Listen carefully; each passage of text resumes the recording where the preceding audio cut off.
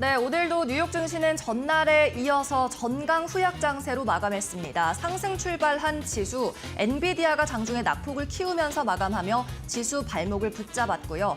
여기에 더해서 트럼프 미국 대통령이 관세에 관한 정책 불확실성 발언으로 인해서 투자 심리는 더욱더 위축되는 국면이었습니다. 네, 사실 엔비디아의 실적만 바라보고 있었던 뉴욕 증시였는데 생각보다 나쁘지 않았던 호실적이 발표가 됐음에도 오늘 크게 흔들리는 증시였습니다. 어떤 부분들이 숨겨져 있었던 건지 저희가 하나하나 파헤쳐 드리도록 할 텐데요. 일단 간밤 마무리됐던 시장 상황부터 체크해 보겠습니다. 3대 지수부터 확인해 볼까요? 네, 알겠습니다. 간밤 뉴욕 증시 함께 체크해 보도록 하겠습니다. 앞서 말씀드린 것처럼 엔비디아 나쁘지 않은 실적을 내놨음에도 불구하고 지수는 일제히 하락 마감하는 흐름이었습니다. 여기에 더해서 트럼프 대통령의 관세 발언이 또 하나 나왔습니다.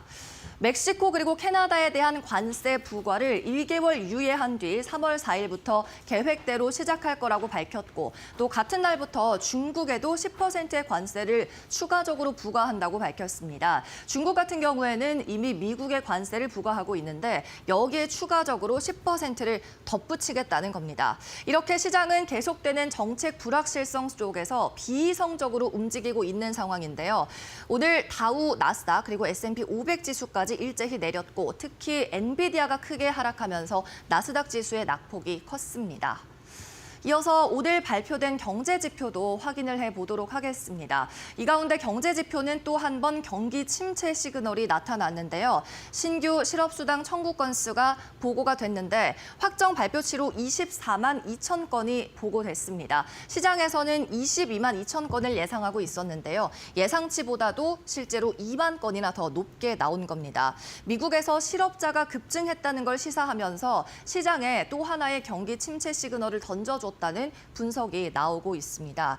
사실 지난주에 발표됐었던 21만 9천 건, 이때만 하더라도 21만 건 정도면 그래도 고용이 아직은 강하다는 평가를 받았는데 24만 건이라는 수치는 시장에서 조금 다른 센티멘트로 받아들이고 있는 것 같습니다. 그러면서 투자 심리가 크게 위축됐고요.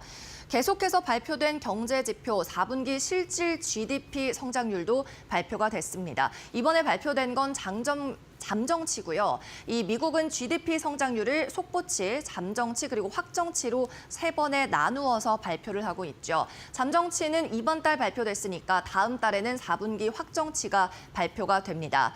잠정 집계까지는 일단 예상치에 부합하는 성장률이 나왔습니다. 4분기 지난 분기 대비해서 2.3% 성장한 것으로 나타났고요. 다만 이전치가 3.1%였는데요. 3분기의 GDP 성장률 대비해서는 성장세가 둔화된 점도 체크할 수가 있겠습니다. 이어서는 물가 지표도 하나 나왔습니다. 4분기 근원 PC 가격 지수, 마찬가지로 잠정치가 발표가 됐는데요. 이 4분기 근원 PC 같은 경우에는 예상치보다 조금 더 높게 나왔습니다. 시장 예상으로는 2.5%를 기록할 걸로 보고 있었는데 근원 PC, 식품과 에너지를 제외한 가격이죠. 2.7%로 예상보다 2%포인트 더 높게 나왔습니다.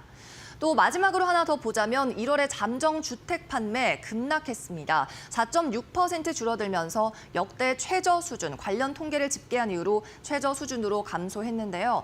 미국에서 이렇게 주택 판매 지표가 계속 좋지 않게 나왔던 이유, 어제도 설명을 드렸다시피 주택담보대출 금리가 굉장히 높은 상황입니다. 미국의 주담대 금리는 7% 선에서 높게 형성이 되어 있고요. 또 이미 주택 가격도 기록적으로 높은 수준에서 거래가 되고 있어서 수요자들의 구매 수요를 위축시키는 모습이 나타났습니다. 네, 계속해서 이렇게 시장의 S의 공포, 스태그플레이션의 공포가 들이우고 있는 가운데 오늘 섹터별로는 어떻게 마감했는지 S&P 500 맵 통해서 확인해 보겠습니다. 네, 오늘 전체적으로 빨간불이 들어와 있습니다. 특히 주목할 점은 M7 기업들의 일제히 빨간불이 강하게 들어와 있다는 점이고요. 특히 어제 실적 발표한 이후에 오늘 첫 거래일을 맞이한 엔비디아 7% 가까운 급락으로 장을 마쳤습니다. 빨간불이 이 정도로 강하게 들어오지는 않았던 장 초반이었는데 낙폭이 심화되는 게 장 막판으로 갈수록 두드러졌고요. 그러면서 반도체 섹터의 주식들을 전부 끌어내렸습니다. 엔비디아 반도체 시총 1위 기업이 폭락을 하면서 브로드컴과 AMD도 일제히 하락 마감하는 모습이었고 M7 기업인 MS도 마이크로소프트도 1% 넘는 하락 나왔습니다. 또 구글도 2%대 하락이고요. 아마존과 테슬라도 2%에서 3%대 하락입니다. 그래도 약보합권을 보였던 장 초반의 주식들 일제히 낙폭을 키우면서 마감을 했습니다. 그리고 오늘장 섹터별로 강세를 보였던 건 은행주와 금융주 그리고 경기 소비재 가운데서 필수단에 해당하는 필수 소비재 쪽인데요. 파이낸셜 쪽도 은행이나 금융이 굉장히 괜찮은 상승률을 보여줬지만 장 막판으로 가면서 지수가 흔들렸고 엔비디아도 함께 흔들리면서 파이낸셜 섹터도 상승폭을 줄이는 모습이었습니다. 그리고 필수 소비재도 마찬가지였죠. 안전자산 선호 현상으로 계속 주목받고 있는 섹터. 이번 주도 상승률 좋았는데 마찬가지 시장이 흔들리면서 월마트와 코스트코 그리고 펩시콜라까지 전부 상승폭을 조금 반납하는 흐름 나타났습니다.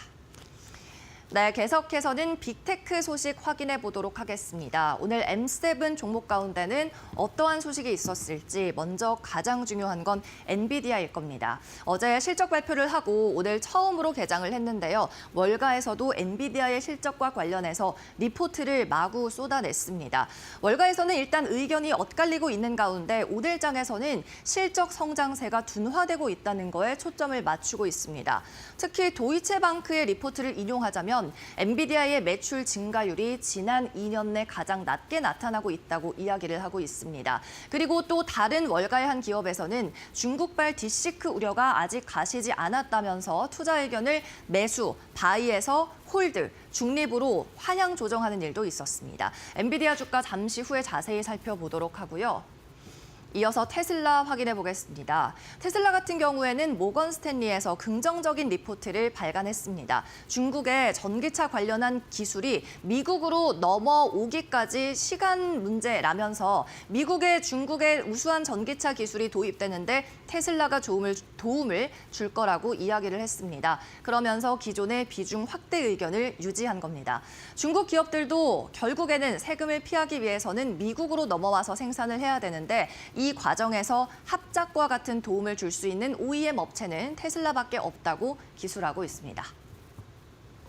네, 이어서 아마존 살펴보시죠. 아마존도 이제 양자 컴퓨팅 칩을 만드는 기업 리스트에 이름을 올렸습니다. 경쟁사인 마이크로소프트 그리고 구글에 이어서 최초의 양자칩인 오셀롯을 공개했는데요. 아마존의 이 같은 양자칩 출시는 지난주 마이크로소프트가 자체 양자칩인 마요라나 1을 출시한 이후 딱 일주일 만에 벌어진 일입니다. 네, 그러면 빅테크 기업들 주가는 어떻게 마감했는지 한번 체크해 보도록 하겠습니다. 먼저 엔비디아입니다. 장 중에 8% 넘는 약세를 보였습니다. 11달러까지 깨지면서 주가는 130달러 선이 무너졌고요. 120달러 선도 현재 위협받는 상황입니다. 시간 외 거래에서도 소폭의 약세 나타내고 있습니다. 차트에서 보실 수 있는 것처럼 장 막판으로 갈수록 낙폭은 점점 더 커졌습니다. 네, 이어서 다음 종목 테슬라입니다. 함께 확인해 보시죠. 오늘 모건 스탠리에서 긍정적인 내용의 리포트가 나왔지만 그럼에도 불구하고 다른 빅테크가 함께 흔들리면서 테슬라 주가도 3%의 빨간불 켰습니다. 281달러 95센트로 하락 마감했고 마찬가지로 시간 외 거래에서도 약보합, 약간의 하락 나타내고 있습니다.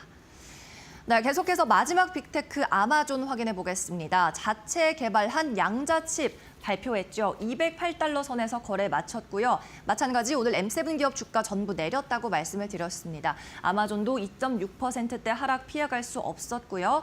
포스트마켓, 애프터마켓에서도 약보합세 이어가고 있는 상황입니다.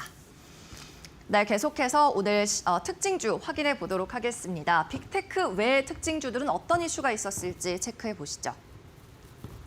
먼저 스노우플레이크입니다. AI 데이터를 수집해서 분석하는 기업인데요. 실적이 좋게 나왔습니다. 4분기 실적이 예상치를 상회했고 AI가 확장하면서 회사의 기업 실적도 늘어나는 모습이었습니다. 스노우플레이크 CEO가 실적 발표 이후의 인터뷰에서 자체적으로 AI 시장에서 가장 중요한 회사다라고 칭찬을 했고요. 골드만삭스에서도 장기적으로 봤을 때 이 주식은 AI 강자가 될 수 있다고 코멘트를 했습니다. 다음은 이베이입니다. 전자상거래 업체죠. 마찬가지로 실적 발표를 했지만 가격은 하락이 나왔습니다. 4분기 실적은 기대치를 상회했는데요. 문제가 된 건 1분기의 매출 가이던스였죠. 가이던스 시장 기대치를 하회했습니다. 회사 측에서는 1분기 매출을 25억 2천만 달러 선으로 잡고 있는데 애널리스트들의 예상은 25억 9천만 달러였습니다.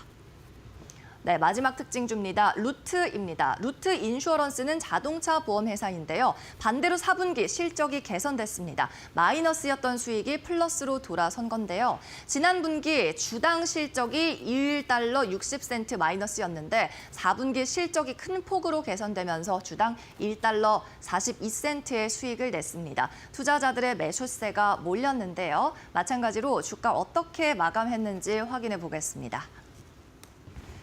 네, 먼저 스노우플레이크입니다. 좋은 실적을 발표했고 CEO도 자신감을 드러냈죠. 골드만삭스에서도 긍정적인 코멘트가 있었습니다. 4.5% 상승하면서 거래 마쳤고요.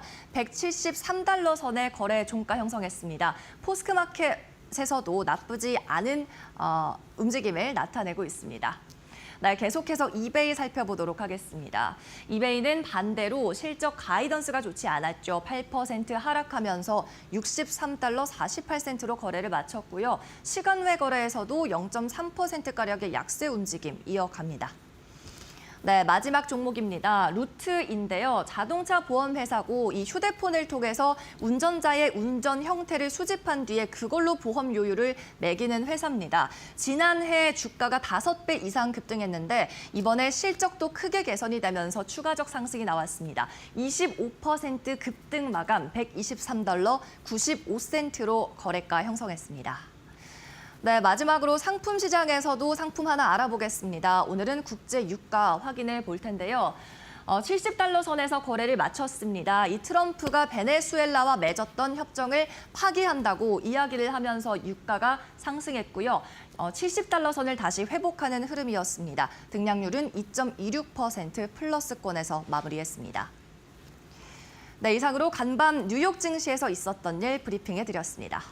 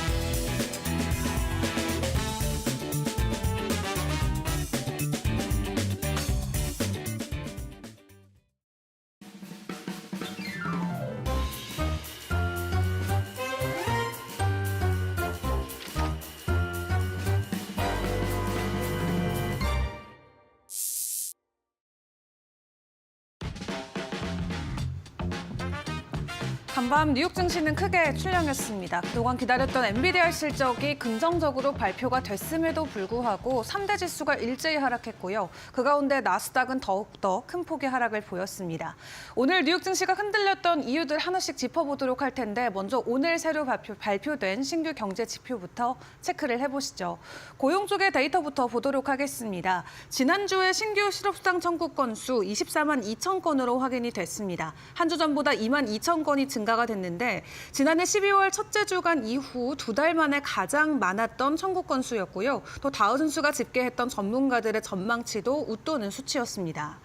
또 여기에 2주 이상 실업수당을 신청한 계속 실업수당 청구 건수도 186만 2천 건으로 직전 주보다 5천 건 늘어난 게 확인이 됐는데 이 미국의 경제 상황에 대한 소비자들의 심리가 약화된 가운데 월가에서는 경기 동향을 가늠할 수 있는 고용시장 지표를 계속해서 주목하고 있는 상황이죠.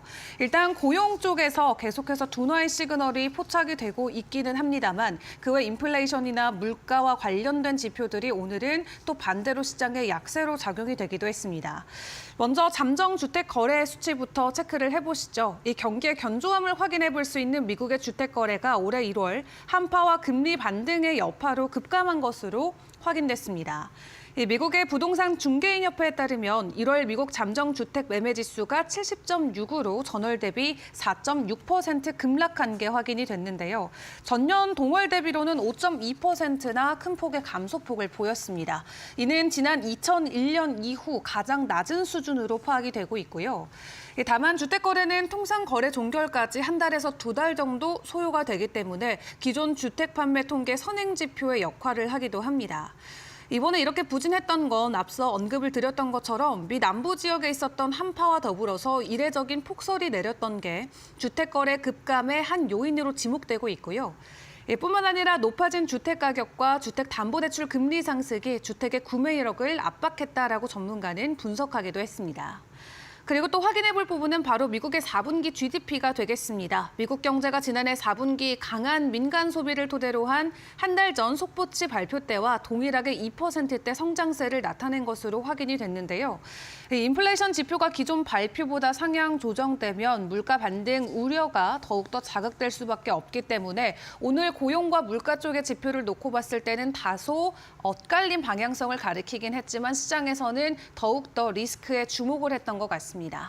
자, 그리고 오늘 시장에 부담이 됐던 두 번째는 바로 트럼프의 관세 발언이 되겠죠. 본인의 개인 SNS 계정을 통해서 다시 한번 관세와 관련된 발언을 내놨습니다. 바로 중국과 멕시코 그리고 캐나다에 예정이 된 대로 관세를 시행하겠다라는 내용이었는데요. 캐나다와 멕시코에 대해서 25%의 관세를 부과하고 같은 날에 중국에도 10%의 추가 관세를 부과하겠다는 내용의 글을 올렸습니다.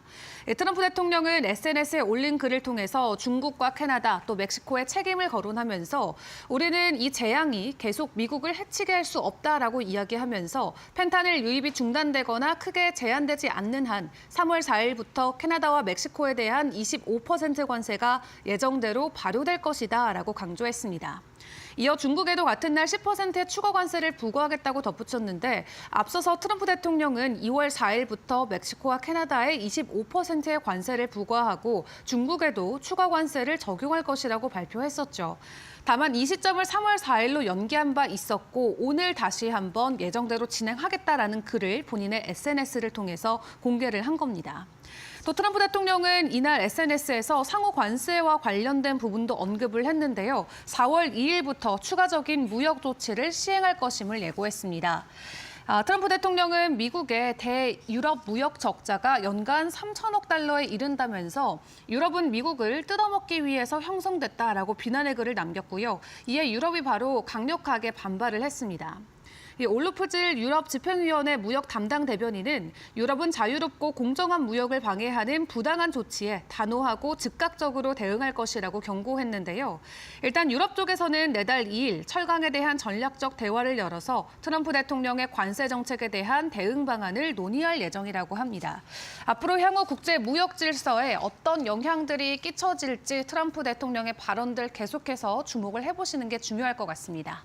그리고 오늘 시장을 또 흔들었던 세 번째는 엔비디아의 실적이 되겠습니다. 긍정적인 실적 발표 이후에 월가에서는 나름 엔비디아의 목표 주가를 상향 조정하는 리포트들을 간밤 쏟아냈는데요. 그럼에도 불구하고 오늘 엔비디아 주가는 7% 그리고 지금은 8% 넘게 하락한 채 마무리를 지은 모습을 확인을 해보실 수가 있겠습니다.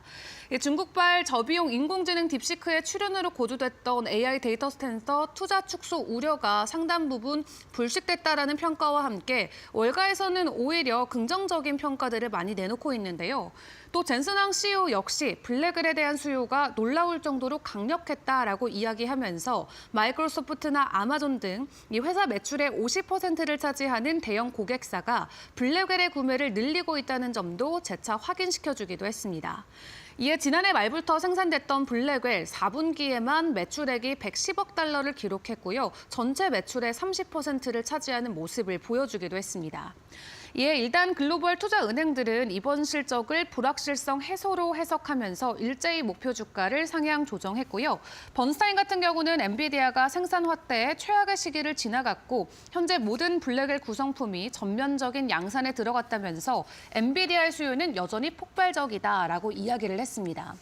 또 연말까지 매출 총 이익률이 70% 중반대로 회복될 것으로 전망하면서 목표 주가는 기존 175달러에서 185달러로 상향 조정했고요.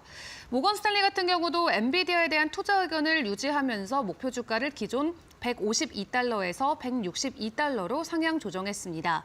모건 스탠리도 엔비디아가 놀라운 성장 단계를 지속하고 있다라고 평가했고요. 이어서 뱅크 오브 아메리카도 목표 주가 기존의 190달러에서 200달러까지 상향 조정을 했습니다. 결과적으로 월가는 엔비디아가 과도기적인 문제를 점차 해소해 나가면서 AI 반도체 시장의 독보적인 성장세를 이어갈 것으로 전망했는데요. 다만 향후 주가 흐름이 작년만도 못할 수는 있다라는 경고는 나옵니다. 이 매출 증가율을 통해 성장 둔화가 확인되고 있는 게 그 이유에서인데 이 한 애널리스트는 빅테크들이 AI 인프라에 대한 투자 수익률을 면밀히 따지기 시작했다라는 점에서 엔비디아 칩의 수요가 감소될 수도 있다라고 이야기했고요. 그리고 중국 매출이 차지하는 비중이 여전히 낮은 점도 문제가 될 수 있다라고 지적했습니다. 그리고 여기에 트럼프 행정부가 당국의 허가 없이 중국에 수출할 수 있는 엔비디아 칩의 수량과 종류를 더욱더 제한할 수 있다는 것도 하나의 위험 요인이 되겠죠. 지금 엔비디아의 중국 매출 비중은 20%에서 25%로 확인되고 있는데 이 수출 규제로 인해서 중국 쪽의 매출 물량이 더욱더 줄어들 수 있다는 점도 함께 주의를 해보시죠. 자, 그런 가운데 엔비디아가 크게 흔들리자 M7 종목들이 일제히 하락 마감했는데 오늘도 테슬라의 주가는 또 흔들렸습니다. 3%대 지수 하락을 보였는데 그럼에도 불구하고 긍정적으로 전해진 소식 하나는 캘리포니아에서 본격적으로 차량 공유 사업을 진출하기 위해서 관련 법정 내용을 추진하고 있다는 소식이었는데요. 일단 캘리포니아 내에서 새로운 신차 출시와 함께 앞으로 운송사업자 허가를 신청하기 위한 움직임을 보였다고 합니다. 이 차량 공유 시장 진출을 위한 행보로 풀이를 해볼 수가 있겠고요. 10년 만에 처음으로 전기차 판매가 감소한 테슬라에게는 새로운 수익원이 될 것으로 현재 기대감은 나오고 있습니다. 주요 내용을 보도했던 블룸버그의 기사를 확인을 해보시면 일론 머스크 CEO가 완전 자율주행 차량 공유 서비스를 장기적으로 구상했지만 이번 허가 신청은 우선 일반 운전자를 활용할 것임을 시사한다라고 평가하고 있고요. 또 테슬라가 신청한 허가는 알파벳 산하 로보택시 부문인 웨이모가 보유한 것과 유사한 신청서라고 합니다. 다만 아직까지 테슬라는 이 캘리포니아에서 완전 자율주행 운행 허가가 신청되지 않은 상황인데 허가가 승인되면 테슬라는 우버나 리프트 그리고 웨이모와 직접 경쟁하게 될 것으로 보여지고 있습니다. 머스크는 앞서서 6월 오스틴을 시작으로 연말까지 캘리포니아로 서비스를 확대할 것이다라고 밝혔는데 아직 추가적으로 구체적인 내용은 확인되지 않고 있는 상황이고요. 이 사업이 성공이 되게 된다면 최근에 둔화를 겪었었던 자동차 판매량을 상쇄할 수 있는 기회가 될 수 있기 때문에 시장에서도 긍정적으로 보고 있고요. 다만 규제 문제라던가 치열한 경쟁 등 여전히 해결해야 될 숙제들이 남아 있습니다. 해당 소식에도 테슬라 간밤에 3%대 주가 하락세를 보였습니다.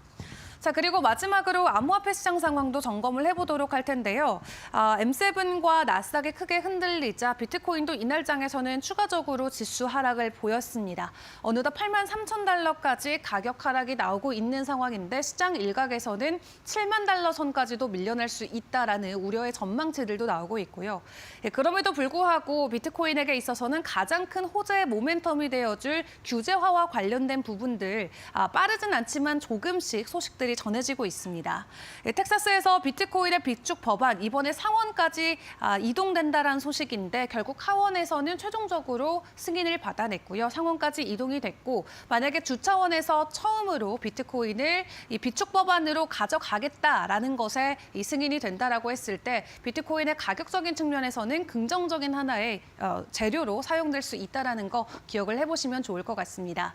최근 뉴욕 증시가 일제히 흔들리고 있는 가운데 암호화폐 시장도 크게 변동성을 보여주고 있는데요. 다음 주에는 분위기가 어떻게 진행이 될지 계속해서 저희와 함께 시장 분위기 점검해 보시길 바라겠습니다. 지금까지 머스노우 5 시간이었습니다.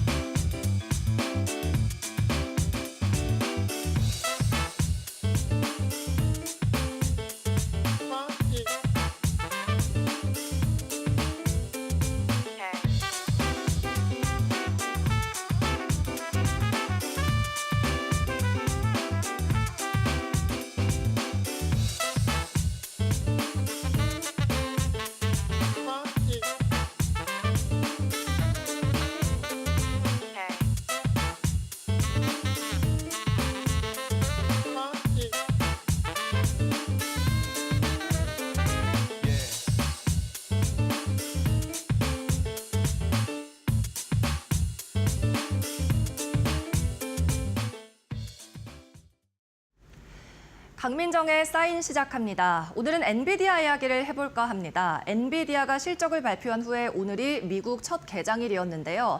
투자자들의 반응은 냉담하기 그지없었습니다. 게다가 월가에서도 의견이 엇갈리고 있는 상황이죠. 엔비디아 실적 발표된 결과를 놓고 월가에서는 일단 뱅크 오브 아메리카에서는 목표 주가를 상향 조정했습니다. 기존 190달러에서 200달러까지 끌어올리면서 기존 AI 시장의 우위를 더 공고하게 하고 있다는 의견을 밝혔습니다. 하지만 월가 한편에서는 의견을 하향 조정한 리포트도 있었는데요. 중립으로 하향 조정을 하면서 여전히 중국의 딥시크 저가 공세 우려가 있다면서 실적 성장률도 둔화하고 있다는 데에 초점을 맞추고 있습니다. 그러나 월가에서 공통적으로 짚고 있는 점은 이제 향후 엔비디아의 주가 향방은 GTC 2025에 달렸다는 겁니다. 그래서 투자자들의 시선은 3월에 있을 GTC 2025가 펼쳐질 캘리포니아로 향하고 있습니다. 다음 장 살펴보시죠. 네, 일단은 실적 리뷰부터 좀 해보도록 하겠습니다. 서프라이즈 실적이라고는 했지만 투자자들은 그렇게 받아들이지 않았던 것 같습니다. 4분기 실적 발표 내용, 매출액은 393억 달러를 기록했고요. 78% 급증했습니다.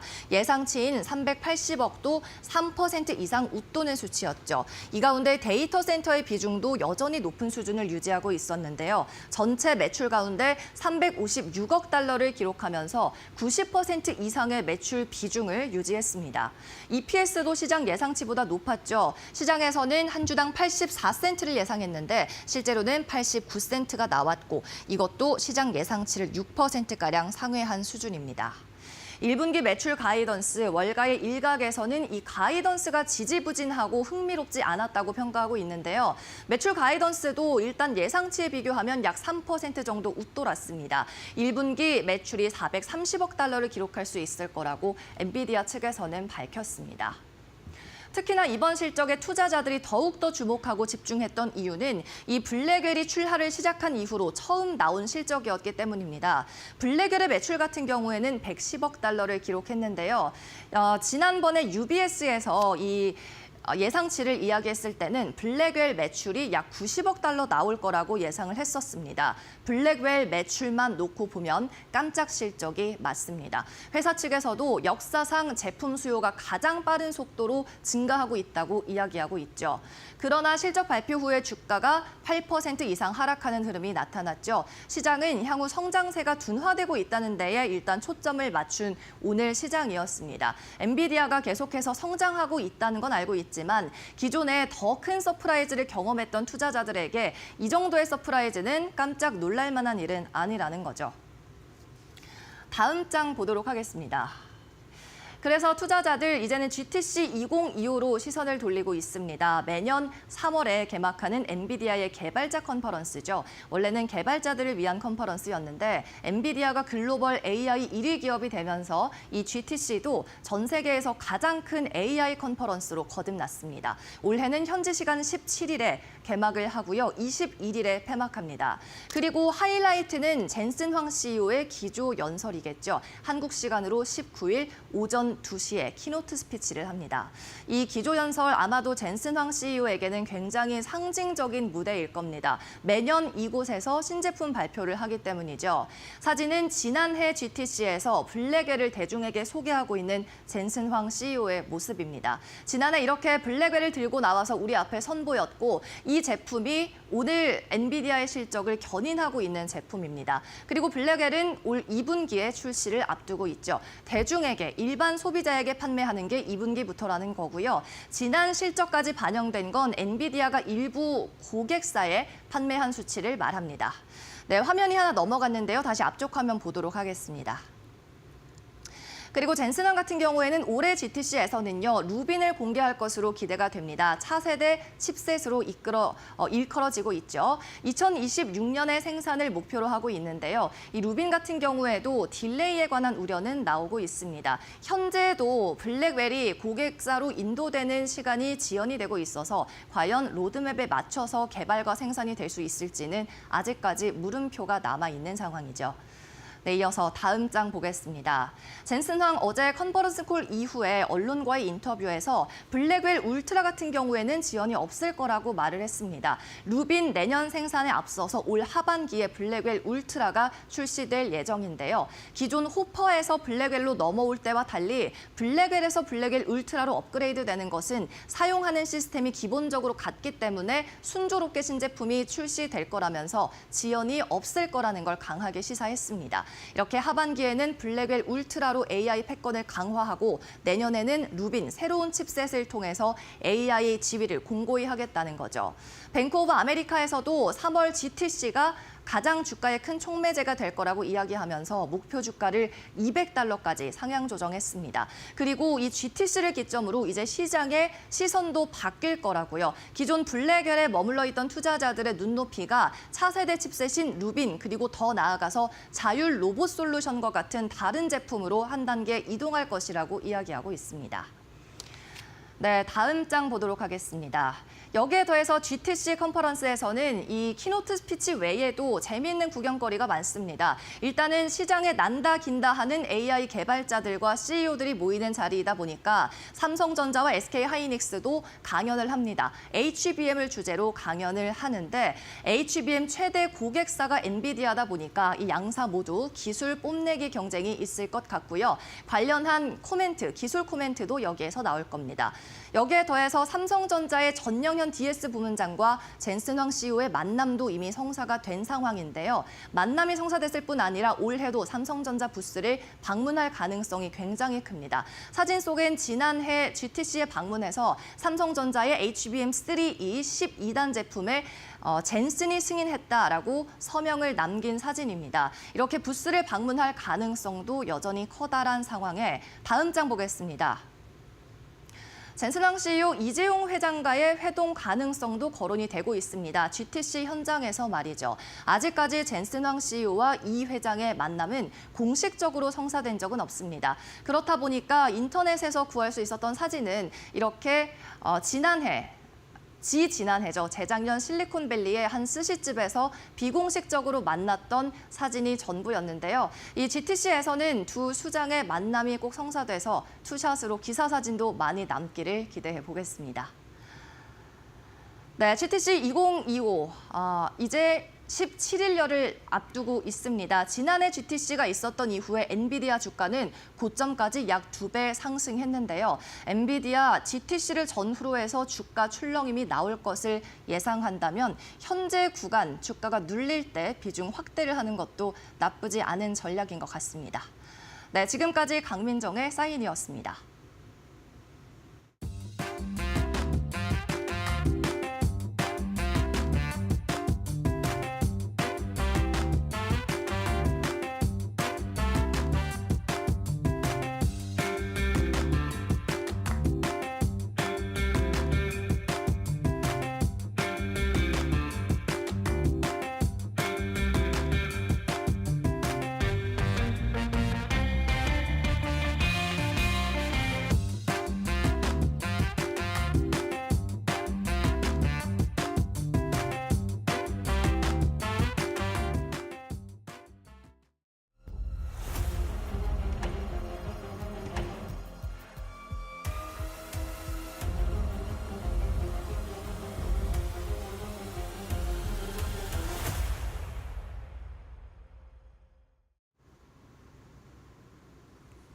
안녕하세요. 메디토크 실섭입니다. 오늘의 주제는 이베이 비욘드 미트 JM 스모커 실적 발표입니다. 오늘은 그냥 깔끔하게 기업 3개의 실적 발표로, 그렇죠? 여러 가지 경제 지표가 있었는데요. 네, 경제 지표는 많이 들으셨을 테니까. 지금 엔비디아 실적 이게 어닝 쇼크 아니었잖아요. 근데 시장은 지금 빅테크 위주로 급락하죠, 지금. 기술적 이격이 너무 커요. 제가 보기에는. 이거는 이게 무슨 IT 버블 때보다 매그니피센트 7의 비중이 더 높다 해서 IT 버블 때만큼 무너질 것이다. 이게 아니라 그냥 단순히 기술적 이격만으로도 조정을 받아야 마땅할 위치에 있다. 일단.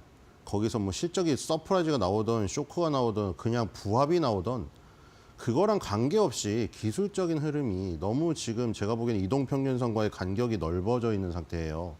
그래서 좁히는 과정이 필요한 것 같고, 그리고 이제 반사적으로 그래서 이제 그 빅테크 기업들이 이제 조금 주춤하니까 당연히 좀 전통적이고 조금 그 사업 구조 자체가, 사업 아이템 자체가 시류에 흔들리지 않은 방어주적인 성격인 주식들이 상대적으로 부각이 되죠. 상대적으로.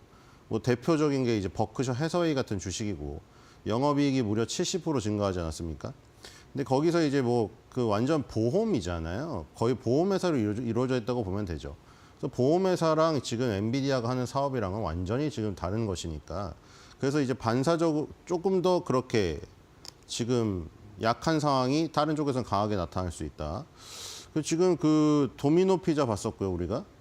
그리고 줌 봤었죠, 줌 봤었고, 홈디포 봤었고, 로우스는 그냥 홈디포를 보면서 로우스도 이럴 것이다. 왜냐 얘네가 1, 2위니까요. 그 예상을 했는데 똑같이 그 동일 매장 매출은 지금 아주 오랜만에 분기 매출 성장률이 플러스로 돌아선 긍정적인 모습이 나왔었고, 그다음에 이제 엔비디아가 사실 이게 가장 지금 시가총액 순으로도 그렇고 관심도로도 사실은 이게 제일 높았는데 그 시장의 그 컨센서스엔 부합을 했지만 크게 지금 반응은 없고, 요거 인투이티드 봤었죠.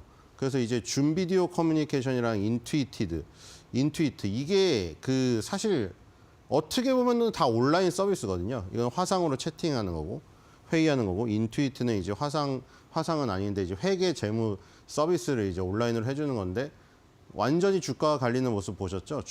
줌하고 인투이트가 같이 2020년 코로나 이후에 엄청나게 급등했는데, 줌은 2020년 코로나 이전 수준에서 더 땅굴 파고 내려갔고, 지금 인투이트는 오히려 그 산과 골을 만드는 그 부분은 비슷했으나 골이 그렇게 깊지 않은 상태에서 다시 올려치면서 2020년 코로나 때 산에 가깝게 갔었죠. 그게 이제 화상 서비스냐 그냥 세무회계, 이건 화상으로 꼭 채팅할 필요는 없는 거니까요. 그 차이가 크지 않았나 이런 생각이 들었었고, 그 다음에 이제 엔비디아를 지나가지고 이제 목요일로 넘어오죠. 목요일로 넘어와도 지금 빡빡하게 차 있거든요, 사실. 여기 델 컴퓨터, 이제 이 델 컴퓨터랑 휴렛패커드 이런 회사들, 예전에는 그 애플하고 같이 팔 때만 해도 그 애플은 조금 독특한 자기만의 OS를 쓰고 가격이 비싸가지고 델이나 휴렛패커드가 잘 나갔지만, 이제 모바일 시대가 오니까 컴퓨터가 다 안 팔리는 거죠. 그래서 지금의 델이나 휴렛패커드는 다 어떻게 변신했나요? 델이랑 휴렛패커드가 다 서버 제공하는 회사로 바뀌었잖아요. 데이터 센터의 서버. 결국에 델이랑 휴렛패커드는 옛날의 사명은 그대로지만 주력 아이템이 노트북 컴퓨터에서 지금 같은 경우에는 데이터 센터의 서버로 변신해서, 얘도 어떻게 보면 지금 엔비디아가 주도하고 있는 그 씬에서 한 축을 담당하는 회사가 됐기 때문에 델의 실적도 결국 엔비디아의 우산 아래에 있는 것이죠. 데이터 센터를 막 확충하고 딥시크발 충격을 이제 벗어나고, 아직도 초고속 데이터 센터 최첨단 이런 칩들이 필요하다 하면 이제 휴렛패커드나, 물론 휴렛패커드는 분사를 했죠. 그래서 분사를 해서 휴렛패커드 PC 파는 쪽이 있고 휴렛패커드 서버 제공하는 쪽이 있습니다. 그쪽이랑 델이랑 이쪽은 다 데이터 센터의 서버 확충, 이쪽에 연관되어서 실적이 움직일 수밖에 없다는 거. 그래서 엔비디아가 실적은 좋게 나왔지만 지금 주가가 지금 시장이 안 좋은 게 아마 델이 실적이 웬만큼 좋지 않고서는 이 지금 주가에도 별 좋은 영향이 없을 거라는 것을 좀 유추해 볼 수 있을 것 같고요. 그 다음에 이제 금요일 날도 꽤 있습니다. 자, 후브 TV가 또 있고요. 이렇게 있는데 지금 여기에 지금 안 나온 거 3개를 지금 오늘 보도록 하겠습니다. 자, 뒤로 가볼까요? 일단 이베이를 볼 건데요. 이베이 아시다시피 지금 뭐 쿠팡이 미국에 상장되어 있어서 쿠팡이 미국에서 실적 나오잖아요. 근데 쿠팡이 지금 뭐 신세계도 현대도 롯데도 달성 못한 그 매출 그곳에 갔다. 물론 지금 흑자가 난 지는 얼마 안 됐어요. 쿠팡이 워낙에 그 와우 멤버십 가격 3,000원대에서 7,000원대 거의 8,000원짜리잖아요, 지금. 그렇게 올리기 전까지만 해도 그 막대한 그 배달 조직하고 이걸 배달이 정말 말도 안 되잖아요, 이건 솔직히. 이게 말이 되나요? 그걸 다 갈아 넣은 거잖아요, 그 인력을. 그것 때문에 흑자 전환은 별로 얼마 전까지 됐지만 일단 규모에 초점을 맞춘 거죠, 쿠팡은. 그래서 이제 규모가 다 신세계라든가 이런 대기업을 넘어서 버렸잖아요. 그리고 나서 이제 그 충성 고객들을 대상으로 어차피 올려도 떠나기가 힘든 거죠. 그 아주 때에 맞춰 딱 올린 거죠. 그리고 그 소비자들도 공감을 했잖아요. 요 정도 빠르고 요런 반품 무료로 되고 이 정도 서비스면 내가 올려도 되겠는데? 뭐 쿠팡 플레이에 대해서 그렇게 만족한 것 같지는 않거든요, 솔직히. 그렇죠? 쿠팡 플레이는 어차피 덤이고 그거는. 뭐 넷플릭스만큼 되진 않으니까. 근데 어쨌든 간에 쿠팡이 흑자로 전환했죠. 그러니까 온라인에서도 이런 지각 변동을 일으키는 새로운 게 나타날 수가 있다는 거예요. 근데 지금 이베이는 어떠고 있느냐? 이베이는 1% 정도 매출 증가해서 2.6 빌리언 달러 나왔는데 이 순이익이 마이너스예요. 마이너스 7% 나와서 680 밀리언 달러고 그리고 미국 회계 기준으로 주당 순이익은 1.40으로 플랫이 나왔습니다. 근데 이제 뭐 긍정적인 것은 여기서 일회성 비용을 제거해 주니까 이 미국 회계 기준 EPS에서 논을 붙이면은 그걸 적용 안 한다는 거죠. 이거는 이제 회계 기준을 이제 법적으로 저기를 지켜야 되니까 이걸 하는 것이고 실제적으로는 자기가 번 돈은 일회성 비용을 제거해 줘야 되니 그걸 제거해 주면은 플러스 16%로 긍정적이에요. 전년 동기 대비 플러스 16% 늘었으니까. 이 뭐 사업 구조는 아주 단순합니다. 미국하고 국제로 이루어져 있는데 이 국제가 훨씬 더 많아요. 지금 53% 정도 되고 53대 46 정도 되죠. 근데 지금 미국보다는 국제가 지금 더 많이 는 모습을 보여주고 있습니다. 자, 뒤로 가보겠습니다. 자, 뭐 미국, 영국, 중국, 독일 전 세계에서 구매자와 판매자를 연결하는 마켓플레이스 플랫폼을 운영 중이다. 뭐 요 덩어리 크기는 괜찮죠. 일단 덩어리 크기가 커야 돼요. 이 원형 덩어리 크기가 크면서 딱 원형의 모습을 이루는 게 가장 이상적이죠. 뭐 그런 기업은 존재하지 않습니다만 배당도 지금 굉장히 많이 주는 상태고 재무제표도 훌륭합니다. 과거 실적하고 미래의 실적 조금 부족하지만 이 지금 가치에서 높은 점수입니다. 물론 가치에서 높은 점수를 받았다는 것은 시장에서 좀 인기가 없다는 걸 의미하기도 하기 때문에 그거는 여러분들의 선택이죠. 예를 들어서 엔비디아는 가치 점수가 완전히 바닥입니다. 반대로 말하면 인기가 너무 높은 거죠. 인기가 너무 높아서 PER이 높다면 그거를 사람들은 고평가라고 생각하지 않고 시장에서 정당한 대가라고 생각하면 테슬라나 엔비디아를 더욱더 고평가, 고퍼의 상태에서 매수를 하게 되는 것이죠. 그거는 뭐 단순히 절대적인 PER의 숫자가 높다고 해서 이게 고평가냐 고인기냐를 그거는 투자자 여러분들이 가리는 게 그게 실력이에요. 그런 사람도 많잖아요. 테슬라, 뭐 엔비디아 PER만 보고 야 이게 말이 되게 몇십 배, 몇백 배가 몇십 년, 몇백 년 거 땡겨온 건데 하면서 비싸서 손 못 나가서 놓치고 나서 30배, 40배 간 경우도 많아요. 그러니까 그게 고평가냐 인기가 높은 것에서 더 인기가 많아질 것이냐는 그 판단하는 게 결국의 핵심인 거죠. 뒤로 가보겠습니다. 자, 65.85가 컨센서스인데요. 지금 거의 도달된 상태네요. 2.86만 오르면 됩니다. 자, 뒤로 가보겠습니다. 자, 의견은 홀드 의견이고요. 숫자가 굉장히 많은데 22개 의견이 있지만 다 홀드에 몰려 있습니다. 12 홀드에 몰려 있고요. 7바이에 3셀 의견도 있습니다. 자, 뒤로 가보겠습니다. 자, 월봉들만 보겠어요. 자, 이베이 뭐 주가가 그렇게 생각처럼 그렇게 나쁘진 않죠, 지금. 지금 이 쿠팡이 막 들어와서 이제 막 판을 흔들어 놓고 여러 가지 일이 있었잖아요. 뭐 G마켓 옥션 우리나라도 보면은 신세계가 가져가면서 뭐 여러 가지 일이 있었는데 이베이 코리아가 있고. 근데 주가가 그다지 무너지진 않았다는 거죠, 지금. 여기도 당연히 2020년도 아까 전에 뭐 인투이트랑 줌 비디오 커뮤니케이션이랑 얘네는 물론 쇼핑이지만 보시면은 줌은 화상 채팅. 그러니까 코로나 때 집에 갇혀 있으니까 재택근무로 화상 회의 했었고 인투이트 뭐 왔다 갔다 뭐 세무서 왔다 갔다 못 하니까 그냥 전자 서명으로 날려버리고 그다음에 이제 집안에만 있으니까 온라인 쇼핑해서 배달하고 이런 것들이 다 2020년 코로나 때 다른 것들은 다 망가졌는데 이런 것도 오히려 좋았죠. 게임 무슨 뭐 집에서 온라인 영화 보는 거 이런 것들 다 재택근무 그렇죠. 그래서 여기서 급등했단 말이에요. 그런데 얘도 마찬가지로 줌 비디오 커뮤니케이션이나 인투이트처럼 똑같아요. 코로나가 이제 지나고 자금을 회수하고 사람들이 코로나가 이제 다 면역이 됐다고 밖에 나가서 활동하고 이러다 보니까 다 제자리로 갔단 말이에요. 근데 얘도 거의 지금 제자리를 깎아먹었었거든요. 그래가지고 지금 보시면 50개선 아래에서 굉장히 지금 거의 1년이죠. 2023년, 2024년 다 허비했어요. 근데 2024년도 들어서 여기서 50개선 돌파를 하고 50개선 돌파를 한 다음에 지지까지 확인이 되니까 날려버렸죠, 여기서. 그렇죠? 그러니까 지금은 2020년 코로나 때 갔던 $80랑 요 밑단이랑 요 중간 정도에 지금 있죠. 중간 좀 이상에 있죠. 그래서 지금 $70까지 왔기 때문에 $10 정도만 더 슈팅이 나오면은 다시 코로나 때 그 고점까지 돌파할 가능성이 있다. 생각보다 나쁘지가 않아요. 이베이 코리아 주가가. 자, 뒤로 가겠습니다. 자, 이번에는 비욘드 미트입니다. 자, 봅시다 일단. 플러스 4% 매출 증가해서 76.7 밀리언 달러 나왔고요. 그리고 손실이 줄었네요. 근데 손실이에요. net 로스죠. 44.9 밀리언 손실인데 손실 폭이 155 밀리언에서 줄었어요. 일단 반 이상 줄었네요. 손실이. 좀 긍정적이죠. 어쨌든. 손실은 손실이지만 손실이 줄었다는 거에 좀 의미를 부여할 수는 있을 것 같고요. 그리고 이게 주당 순이익이 아니죠. 손실이기 때문에 주수로 나눠도 결국 주당 손실이죠. 0.65 주당 손실입니다.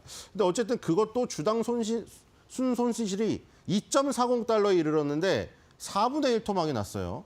자, 그로스 프로피트 이 영업이익도 10 밀리언 달러로 이것도 순손실에서 일단 돌아섰네요. 플러스로. 이건 긍정적이거든요. 지금 보시면은 이 믹스가 제일 큰 거 44.1. 이게 US 리테일이죠. 역시 미국의 그 소비가 주도를 하고 있다는 것이고 여기가 다음에 인터내셔널 푸드 서비스 이 국제 부분이죠. 그다음에 인터내셔널 리테일 부분이 있고요. US 푸드 서비스 부분이 있습니다. 그러니까 소매 부분하고 푸드 서비스 부분이 있는데 비욘드 미트는 그 대체육으로 유명한 회사잖아요. 근데 이게 또 운명인 게 테슬라가 태생되던 그 당시에 비욘드 미트가 비슷한 시기에 태생됐거든요. 지금 테슬라 뭐 약간 단기적으로 흔들리지만 엄청난 상승과 앨런 머스크의 명예를 얻었잖아요, 지금. 근데 그 당시만 해도 테슬라는 이제 전기차 테크 쪽, 얘는 푸드 테크 쪽으로 뭐 미래에 뭐 눈여겨 볼 만한 이런 뭐 유망 어떤 섹터로 지금 굉장히 부각이 됐었단 말이에요. 출발선이 비슷했어요. 스포트라이트를 많이 받고 시작을 했거든요. 그리고 이게 여기서 뭐 빌 게이츠니 레오나르도 디카프리오니 초기에 참여하면서 엄청나게 인기도 얻었었고 약간 밈 형태도 있었단 말이에요, 이게. 근데 지금 완전히 망가졌거든요. 왜냐면은 이게 원래 의도는 정말 좋아요.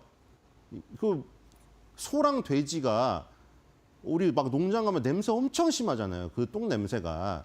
그러니까 그 똥 냄새가 심한 게 냄새만 심한 게 아니라 가스가 엄청나게 발생되는 거예요. 메탄 가스가 발생해서 지구 오염의 원인입니다. 근데 이게 대체육으로 하면은 그게 없어져요. 대체육이니까 가짜 고기이기 때문에 뭐 돼지나 소가 내뿜는 가스, 트름, 방구, 똥 이런 게 없는 거예요. 그래서 굉장히 지금 뭐 굉장히 진보적이고 뭐 그건 있네요. 또 앨런 머스크는 약간 항상 우파 쪽 보수 쪽이었고 이건 약간 진보 정권파들이 저기 하는 쪽이었거든요. 약간 뭐 정치적으로 그런 것도 있는 것 같긴 한데 어쨌든 지금 굉장히 안 좋다. 왜냐하면 지금 보시면 아직도 손실이잖아요. 뒤로 가볼까요? 근데 식물성 육류 회사고 비욘드 브랜드 이름으로 식물성 육류 제품 개발 제조 마케팅 판매 담당하고 있다. 이거 딱 봐도 봐봐. 크기가 완전 삐쩍 쪼그라들어 봐죠. 너무 작잖아요. 크기가 일단. 그게 시뻘건색이에요. 그 뭐 이 가치 점수가 높은 거는 인기가 없다고 보시면 될 것 같고 다른 데도 다 엉망입니다. 재무제표도 안 좋죠. 그렇다고 뭐 이 회사가 배당을 주겠어요. 이제 막 스타트업 같은 회사인데. 그리고 미래랑 과거 실적 다 안 좋습니다. 자, 뒤로 가보겠습니다. 자, 11.46 오르면 되는데 3.50. 너무 일단 절대 가격이 너무 싸죠. 이거 상대 가격 말고 3.50이라는 $3가 $3면 살 수 있어요. 뒤로 가보겠습니다. 근데 원래 이런 가격이 아니었거든요. 자, 모더레이트 셀 처음 본 것 같아요. 모더레이트 바이가 아니라 모더레이트 셀이에요. 자, 미국은 뭐 우리나라보다 뭐 의견이 조금 더 다양하다고 하잖아요. 뭐 공매도 아예 공매도 기관도 있고 공매도 리서치만 내는 공매도 리서치 이 기관이 따로 있어요. 근데 그렇다고 하더라도 셀은 별로 본 적이 없거든요. 여기 모더레이트 셀이 나왔습니다. 물론 스트롱 셀은 진짜 본 적이 없고 보통의 매도도 지금 처음 봤어요. 지금. 의견은 2개밖에 없습니다만 뒤로 가보겠습니다. 자, 이거 보세요. 이렇게 됐거든요. 이게 무서운 거예요. 지금 테크 기업이 지금 니콜라도 지금 이렇게 됐죠. 제2의 테슬라라고 이름 붙었던 니콜라도 지금 상폐 위기예요. 그러니까 지금 이 막대 그래프를 보세요. 이게 월봉이거든요. 진짜 어마어마한 그 상승을 하고 지금 탄생이 됐는데 지금은 거의 주가가 나락으로 가 있습니다. 그러니까 이게 대체육이 지금 완전히 일단 실패한 거예요. 그러니까 대체육이 처음에 의도도 좋아, 환경오염도 줄이고 의도도 좋고 동물들, 가축들도 학대를 덜 당하게 되죠. 그러면 사람들이 많이 먹으면 동물, 가축 어차피 학대하는 그 주장을 그렇게 강하게 하시는 분들 그거잖아요. 그렇죠? 자기는 저기 뭐 동물 무슨 고기 안 먹는다고 뭐 채식 먹는다고 이러잖아요. 근데 지금 그게 다 망가졌어요, 지금. 이 예전에 맥도날드에서 맥플랜트라고 파는 거 기억나시나요? 식물성 고기 넣어서 팔았는데 그거 누가 먹어요? 그 스테이크 살 가격이거든요. 햄버거 집에서 팔 가격이 아니에요. 그러니까 맥도날드도 버린 거죠. 그러다 보니까 주가가 지금 이렇게 되어 있는 거예요, 지금. 그러니까 여러분은 테크 기업의 무서움을 보고 있는 겁니다. 테크 기업이 정말 굉장히 의도치 않게 탄생된다거나 아니면 계획하에 탄생돼서 그 시기를 잘 타고 트렌드에 딱 맞으면은 정말 그거는 10배거 이상이 납니다. 근데 테크 기업이 한번 묻혀버리게 되면은 정말 무참하게 이렇게 돼요. 지금 이런 상태입니다. 뒤로 가겠습니다. 자, 세 번째는 JM 스머커입니다. 마이너스 2% 나서 2.18 빌리언. 그 다음에 이 순손실이네, 얘도. 662.3 밀리언. 손실이 났고요. 손실로 전환돼 버렸네요, 얘는. 그래서 주당 순손실이 6.22가 나버렸고, 그 다음에 조정을 해주니까 그나마 뭐 5% 증가하긴 했습니다. 근데 일단 뭐 실적이 안 좋네요. 매출하고 순손실이 다 나가지고. 지금 제일 큰 게 얘도 US 쪽이죠. US 리테일, 그리고 US 리테일 중에 냉동식품, 커피랑 냉동식품이 제일 커요. 그리고 얘는 던킨 도너츠 그겁니다. 자, 여기 지금 커피, 그다음 요 냉동식품, 그다음 또 미국 식품. 그러니까 미국 식품이 다예요. 미국 식품이 다고 스위트 베이크 스낵즈, 달콤한 스낵들 이런 거 있고요. 국제적으로 국제 부분은 13.7 정도 됩니다. 자, JM 스모커 아침마다 이제 딸기잼 발라먹는 그 잼인데 뒤로 가보겠습니다. 자, 전 세계적으로 브랜드 식음료 제조하고. 자, 일단 크기가 크잖아요. 자, 그리고 배당에서 만점을 받았습니다. 거의 만점이고요. 밸류도 인기도 꽤 있죠. 오히려 좋아요. 인기가 있고. 요 지금 재무제표가 좀 안 좋습니다. 과거 실적과 미래 실적이 좀 불투명하고요. 그래서 확립된 배당금 지급자와 공정가치 뭐 이런 평가를 받았어요. 뒤로 가겠습니다. 막 성장성이 탁월한 건 아닌데 배당도 많이 주면서 그렇죠. 뭐 안정적인 기업이죠. 자, 119.25로 9.24만 오르면은 도달되게 됩니다. 뒤로 가보겠습니다. 근데 홀드 의견이네요. 투바이의 7홀드 의견이 많지는 않죠. 이베이가 의견이 제일 많았어요. 22개로. 뒤로 가보겠습니다. 자, 마지막 이제 월봉이죠. 자, 얘는 여기 월봉만 보면은 여러분들 항상 50개월 선입니다. 미국은 50개월 선 중심으로 50개월 선 위에 있을 때는 상승세고 50개월 선 아래 가면은 항상 고생하죠. 거의 다 똑같아요. 이거 안 지키지 않습니다. 자, 50개월 선 붕괴하니까 또 고통이죠. 그렇죠? 지금 계속 이런 상황이에요. 그래서 200개월 선까지 가서 지금 지지를 받고 있거든요. 일단 한 단계 물러서서 200개월 선은 거의 지금 2017년 이후에 최저점입니다. 그래서 여기서는 이제 반등 가능성이 높다고 보이고 이 지금 JM 스모커가 지금 대충 보니까 2024년부터 10년 동안은 엄청나게 커다란 박스권에 있는 것 같아요. $100가 밑이고 160달러가 2위. 그러니까 이 중간 정도 한 $140 정도. 그러니까 이 50개월 선이죠. 여기를 뚫는 것이 관건이니까 일단은 50개월 선 $130까지의 상승은 가능할 것 같아요. 근데 이제 50개월 선을 뚫는 게 얼마나 힘드냐는 여기서 확인할 수 있으시겠죠. 그래서 그걸 감안하셔서 매매를 하시면 될 것 같습니다. 자, 그래서 오늘의 한 줄 매도평입니다. 비욘드 미트의 콩고기든 JM 스모커의 딸기잼이든 싼 것만 이베이 코리아로 쏙쏙 뽑아먹는 장이다.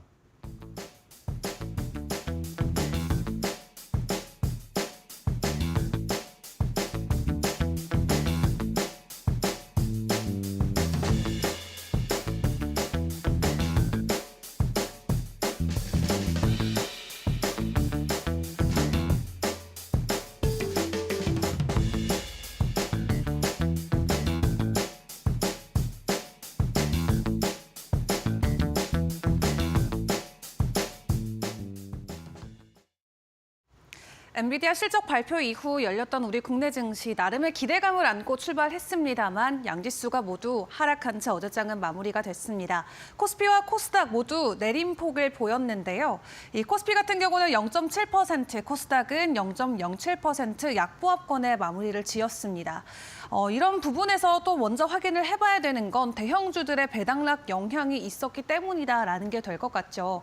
어제 44개의 종목이 배당락의 영향권에 있었습니다. 이 현대차나 SK하이닉스 등 대형주들 위주로 배당락 일정이 예정이 되어져 있어서 어제 유독 매도 물량이 많이 나왔었고요. 그렇기 때문에 호실적에도 불구하고 어제 SK하이닉스와 삼성전자가 모두 하락했던 요인이 여기에 있었다라고 생각을 해보시면 될 것 같습니다. 다만 3월 28일부터 31일까지도 적지 않은 종목이 배당락 영향권에 들어와 있는 만큼 일정을 잘 확인하셔서 변동성에는 주의를 해보시는 게 중요할 것 같고요. 그런 가운데 수급적인 측면에서는 어제 외국인과 기관들이 모두 동일하게 카카오를 가장 많이 사들였습니다. 최근 모건스탠리가 카카오에 대한 비중을 확대로 상향 조정하면서 월가에서도 긍정적인 평가들이 나오고 있고요. 이 오픈 AI와 최근에 파트너십을 맺었던 게 카카오에는 긍정적인 주가 모멘텀의 상승 재료로 작용이 되고 있습니다. 한때 주가가 17만 원에서 3만 원까지 급락했었던 종목인데 최근 들어서 다시 변동성이 나오고 있고 5만 원대 위에서 주가 진행이 되고 있죠. 지난 일주일 동안 11% 정도 상승 흐름이 나왔는데 국내에서도 긍정적인 평가가 이어지고 있는 만큼 앞으로 카카오나 네이버와 같은 IT 업종들의 변동성도 주목을 해보시는 게 중요할 것 같습니다. 자, 그런 가운데 어제 52주 신고가 들어갔던 종목 가장 큰 폭의 오름폭을 보였던 거는 정치 테마주였습니다. 이 김문수 관련주의 테마성이 계속해서 시장 안에서 부각이 되면서 평화그룹주들이 두 자릿수 이상 올라가는 모습을 보이기도 했고요. 그 외에는 S&D나 팩트론과 같은 종목들도 각자만의 이슈로 추가적인 변동성이 나오면서 52주 신고가 들어가 주기도 했습니다. 자, 그렇다면 이슈와 테마단에서의 흐름은 어떠했을까요? 어제는 뷰티데이였습니다. 미용기기와 화장품 관련주들의 주가 상승이 유독 가파르게 나왔었는데 각각 상한가에 들어가는 종목이 포착이 되기도 했죠. 일단 미용기기 자체는 업황 추세적으로 계속적으로 상승할 수 있다는 전망이 나오고 있는 가운데 실적과 성장성에 집중이 되면서 관련주들의 주가 상승이 연일 나오고 있는 상황이고요. 화장품 쪽도 한한령에 대한 기대감이 계속해서 해당 관련주들에게는 좋은 재료로 작용이 된 채 연일해서 시세가 나오고 있는 상황입니다. 이 한한령에 대한 기대도 있지만 무엇보다 미용 의료기기와 화장품 관련주들의 주가 상승을 끌어올리고 있는 건 중국의 양회가 되겠습니다. 어느덧 다음 주로 일정이 잡혀 있는데요. 이번에 정말 역대급으로 추가적인 조치안들이 나올 수 있다라는 이 긍정적인 전망들이 나오면서 중국에서 수혜를 받아볼 수 있는 업황 쪽으로 지속적인 매수 흐름이 들어오고 있습니다. 그리고 최근에도 뉴욕 증시 그리고 빅테크 관련주들의 차익 실현 매물이 대거 쏟아지고 있는데 그러한 자금들이 현재 다 중국 쪽으로 들어가고 있다라는 이 관측들도 나오고 있는 만큼 이 중국에서 다시 한번 경기 부양에 대한 기대감과 함께 한한령이 해제가 된다라고 했을 때 엔터나 게임 쪽도 앞으로 지켜보셔야겠습니다만 미용기기나 화장품 실적이 긍정적으로 뒷받침되는 업황 쪽으로도 추가적인 상승이 나올 수 있다라는 거 함께 기억을 해보시죠. 그리고 어제 HLB 그룹주는 간암 신약과 관련된 새로운 이슈가 부각이 되면서 관련주들이 모두 변동폭을 보였습니다. HLB 제약이 17%로 가장 큰 상승을 보였고요. HLB 그룹 또한 올해 가지고 오는 새로운 소식들, 파이프라인에 대한 기대감이 남아있는 만큼 그룹주 차원에서의 변동성도 계속해서 주의를 해보시죠.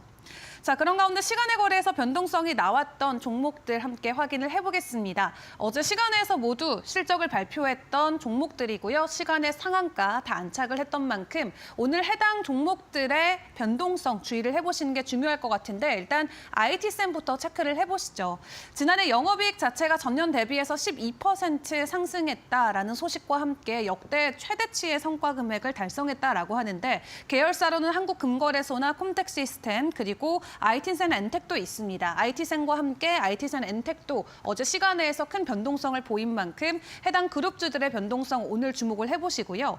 그리고 삼지전자도 긍정적인 호실적을 내놨습니다. 영업이익이 전년 대비해서 47% 증가했다는 소식과 함께 시간의 상한가 안착했고요. CQ부 또한 영업이익이 전년 대비 100% 증가하는 모습을 보였습니다. 긍정적인 호실적과 함께 시간에서 변동성 나왔던 종목들 오늘 장 출발 이후의 변동성도 같이 주목을 해보시죠.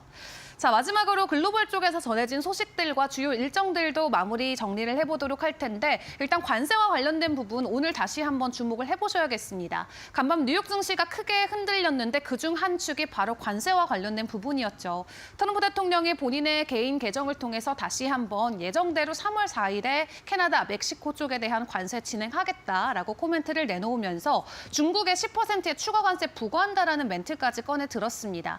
예정대로 진행이 되게 된다면 앞으로 글로벌 무역적인 측면에서 어떤 변동성이 나올지 그리고 증시에도 상당한 부담이 될 수 있는 만큼 관세와 관련된 부분 오늘 국내 증시는 어떻게 소화할지 같이 지켜보시고요. 그리고 엔비디아 실적과 관련해서 간밤 엔비디아 주가가 7%나 크게 급락을 했습니다. 엔비디아를 중심으로 반도체 관련주들 그리고 빅테크까지 일제히 하락했기 때문에 오늘 해당 이슈가 국내 증시에서도 관련주들에게는 다소 부담으로 작용이 될 수 있겠고요. 일단 월가에서 평가는 긍정적입니다. 어느 정도 실적으로 불확실성을 해소했다라는 코멘트와 함께 시티그룹이라던가 번스타인, 모건스탠리 등 다양한 기업에서 지금 엔비디아의 목표 주가를 상향 조정하는 리포트를 냈거든요. 그럼에도 불구하고 주가가 크게 흔들렸다라는 부분에서는 오늘 반도체 관련주들의 추가적인 변동성 주의를 해보시는 게 중요할 것 같습니다. 자, 그리고 이제 PC 지표가 최종적으로 확정치 새벽 시간에 나오게 됩니다. 최근에 여러 가지 경제 지표에 굉장히 민감하게 반응했던 글로벌 증시였는데요. 이 PC 지표 함께 확인하시면서 연준이 앞으로 어느 쪽으로 방향을 잡아갈 수 있을지 미리 가늠해 보시면 좋을 것 같고 다음 주에 말씀드린 것처럼 중국의 양회가 열리게 됩니다. 3월 4일부터 시작이 되는데 역대급 규모의 이 정책안들이 나올 수 있을 것으로 기대감이 일단은 나오고 있어서 국내에서는 양회 직전까지 중국 관련주들을 봐야 된다라는 코멘트 계속해서 나오고 있고요. 그리고 IT나 반도체, 통신 장비와 관련된 이 MWC 행사 그리고 인터배터리까지 다음 주에 모두 예정이 돼 있습니다. 업황과 섹터 단에서의 움직임이 계속 나올 수 있다라는 거 미리 감안을 해보시고 일단 오늘 개장 분위기는 어떻게 흘러갈지 계속해서 저희와 함께 점검해 보시길 바라겠습니다.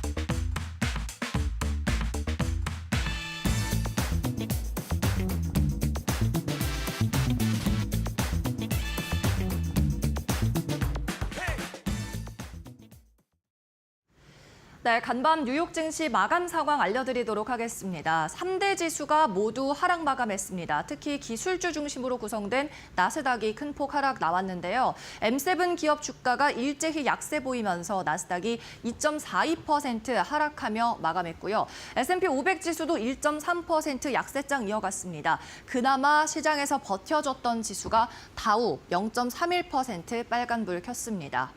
오늘 시장의 투매를 촉발한 건 엔비디아였습니다. 호실적에도 불구하고 향후 성장세가 둔화될 거라는 우려가 나오면서 8% 넘는 급락이 나왔고요. 그러면서 M7을 비롯한 빅테크 종목들의 주가를 흔들어 놨습니다. 아마존은 오늘 양자 컴퓨팅 칩을 최초로 공개했는데도 불구하고 2.6% 하락이 나왔고요. 메타도 2%대 하락, 테슬라도 3%의 급락 장세를 보였습니다.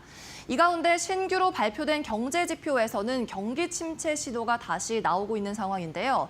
미국에서 신규 실업수당 청구 건수가 발표됐습니다. 그런데 24만 2천 건으로 실업자가 급증하고 있는 걸로 나타났습니다. 기존 시장에서 예상하고 있던 기록은 22만 2천 건이었는데요. 실제로 24만 2천 건, 즉 2만 건이나 더 높게 나오면서 시장에서 경기 침체의 또 다른 시그널을 주고 있는 게 아니냐는 우려가 나왔습니다. 고용 둔화에 대한 우려는 당연한 거고요. 최근 스태그플레이션의 공포가 뒤덮고 있는 가운데 증시에서 투자자들의 심리를 더욱더 악화시켰습니다. 여기에 더해서 도널드 트럼프 미국 대통령이요, 관세 관련한 코멘트를 했죠. 트럼프와 캐나다에 대해서 기존에 유예하고 한 달 뒤 유예 시한이 끝나는 3월 4일부터 계획대로 관세 부과를 시작하겠다고 언급을 하면서요. 여기에 더해서 같은 날부터 중국에 대해서도 이미 미국에 관세를 부과하고 있지만 여기에 10%를 덧붙여서 추가 관세를 부과할 거라고 밝혔습니다. 시장에서 정책적 불확실성이 지속되고 있는 가운데 시장은 비이성적으로 움직이는 구간에 돌입했다는 분석도 나오고 있습니다. 오늘 물가지표도 하나 발표가 됐습니다. 4분기 근원 PC인데요. 이는 2%포인트 지난 속보치보다 조금 낮아졌습니다. 오늘 발표된 건 잠정치고요. PC 가격 지수 2.7%로 속보치인 2.5% 대비해서 약간 높아진 모습이었습니다. 그리고 엔비디아가 크게 흔들렸다고 말씀을 드렸는데요. 어제 실적이 나온 후로 처음 있었던 거래일이었습니다. 증권가 월가에서는 관련한 리포트와 코멘트를 쏟아냈는데 일단 월가에서도 의견은 엇갈리고 있는 상황입니다. 도이체방크에서는 일단 부정적으로 보고 있었습니다. 엔비디아에 대해서 우려감을 표하고 있었고요. 실적 성장률이 둔화되고 있다는 점을 이야기하면서 장 초반에 엔비디아에 대해 투자자들이 기꺼이 매수하지 않는 부분에 대해 가이던스가 그다지 흥미롭지 않았기 때문이라고 분석을 했습니다. 그리고 이번 실적에 대해서는 적당한 성장이었고 가이던스도 대단하지 않았다, 흥미롭지 않았다고 이야기를 하고 있죠. 하지만 뱅크 오브 아메리카에서는 긍정적인 의견과 함께 목표 주가도 상향 조정했는데요. AI 시장에서 엔비디아의 지배적인 우위를 다시 한번 확인했다며 190달러의 목표 주가를 200달러로 상향 조정했습니다. 한편 다른 증권사에서는 딥시크 우려는 여전하다고 이야기를 하면서 투자 의견을 하향 조정했는데요. 기존 바이, 매수 의견에서 중립, 홀드로 내렸습니다. 이 가운데 상품 시장에서는요, 국제 유가가 70달러 선을 회복하는 흐름 나타났는데요. 도널드 트럼프 미국 대통령이 베네수엘라와 맺은 원유 협약을 파기하겠다고 개인 SNS에 이야기를 하면서 2% 넘는 상승 나왔습니다. 국제 유가는 사흘 만에 70달러 선을 회복했습니다. 네, 계속해서 간밤 뉴욕 증시 섹터별 흐름도 확인해 보도록 하겠습니다. 오늘 엔비디아가 장 막판으로 갈수록 낙폭을 가파르게 키웠습니다. 그러면서 시장이 장 막판에 마찬가지로 약세, 폭을 키운 상황이었는데요. 일단 M7, 빅테크 주가들은 일제히 하락 마감했죠. 그러면서 테크놀로지 섹터가 일제히 빨간불을 강하게 켰습니다. 그중에 가장 강한 하락은 엔비디아에서 나왔고요. 브로드컴과 AMD 같은 여타 반도체 관련주들의 주가도 끌어내린 흐름이었습니다. 오늘 반면에 강세를 보였던 섹터는 금융 그리고 은행 쪽인데요. 파이낸셜 섹터는 그래도 초록불이 많이 들어와 있는 모습이 확인되고 있죠. 반면 아마존 오늘 이슈 호재가 있었지만 테슬라와 함께 빠지는 흐름이었습니다. M7 기업들이 일제히 흔들리다 보니까 다 같이 좀 투매가 촉발되는 분위기가 분명히 있었고요. 구글과 메타도 2%대 낙폭을 키웠습니다. 그리고 이번 주 들어서 투자자들의 선호를 받았던 이 월마트가 포함된 컨슈머 디펜시브 필수 소비재 섹터에서도 초록불이 몇몇 들어온 흐름이었는데요. 장 초반에 강한 움직임 대비해서는 상승폭이 많이 낮아진 채로 거래를 마쳤습니다. 네, 계속해서는 빅테크 단에서 어떤 특징 이슈 있었는지 체크해 보겠습니다. 일단 엔비디아 관련해서는 월가에서 많은 리포트와 코멘트가 있었다고 말씀을 드렸죠. 오늘 8% 하락 마감했는데 도이체방크에서 지난 매출 증가율이 지난 2년 내 가장 낮았다고 이야기를 했습니다. 시장에서 우려는 여전히 나오고 있는 상황이라는 점 다시 짚어드리고요. 다음은 테슬라입니다. 테슬라는 긍정적인 리포트가 나왔는데도 주가는 하락이 나왔습니다. 모건 스탠리에서 중국의 전기차 관련 기술이 미국에 도입되는 데까지는 시간 문제일 뿐이라면서 이들 기업이 중국으로 넘어올 때 가장 큰 도움을 줄 수 있는 제조업체가 바로 테슬라라고 이야기를 했습니다. 즉 중국도 세금을 피하려면 미국에서 생산을 해야 하는데 이 과정에서 도움을 줄 수 있는 것이 테슬라뿐이라는 이야기였습니다. 이어서 아마존입니다. 경쟁사인 마이크로소프트와 이 구글에 이어서 양자 컴퓨팅 칩을 최초로 공개했습니다. 양자 컴퓨팅 칩의 이름은 오셀롯이었는데요. 충분히 호재성 재료가 될 수 있는 이슈였지만 마찬가지 오늘 투자자들의 투매가 나오면서 2.6%의 하락으로 마감했습니다. 계속해서 이슈 있는 종목 더 살펴보겠습니다. 먼저 스노우플레이크인데요. 대체로 실적 나온 종목들이었습니다. 스노우플레이크는 실적이 좋게 나왔어요. AI가 확장하면서 동사 실적도 예상치를 상회했고요. 스노우플레이크의 CEO도 굉장히 자신감 넘치는 인터뷰 모습을 보여줬습니다. 골드만삭스에서도 장기적으로 봤을 때 생성형 AI 시장에서 승자가 될 수 있는 주식이라고 코멘트 달았습니다. 반대로 이베이도 같은 날 실적 발표를 했지만 주가는 하락이 나왔는데요. 1분기 매출 가이던스가 전문가들의 기대치를 하회한 탓이었습니다. 이 이베이 같은 경우에는 4분기 실적 매출은 예상치를 상회했음에도 불구하고 1분기 가이던스가 부진하게 나오면서 주가 하락했습니다. 다음은 루트입니다. 자동차 보험 회사인데요. 루트 인슈어런스 4분기 실적이 큰 폭으로 개선됐습니다. 일단 실적이 마이너스에서 플러스로 전환되는 흐름이었는데 지난 분기 한 주당 1달러 60센트의 마이너스를 내던 실적이 지난 4분기에는 1달러 42센트로 돌아선 겁니다. 루트는 자동차 보험 업계에서 모바일을 통해서 운전자의 운전 형태 정보를 수집해서 이를 통해 보험 요율을 매기는 형태를 최초로 취한 회사로 취급이 되고 있고요. 지난해 5배 주가가 확장했는데 이 같은 호실적 소식에 오늘 추가 상승이 나왔습니다. 네, 지금까지 밤사이 뉴욕 증시 함께 살펴봤습니다.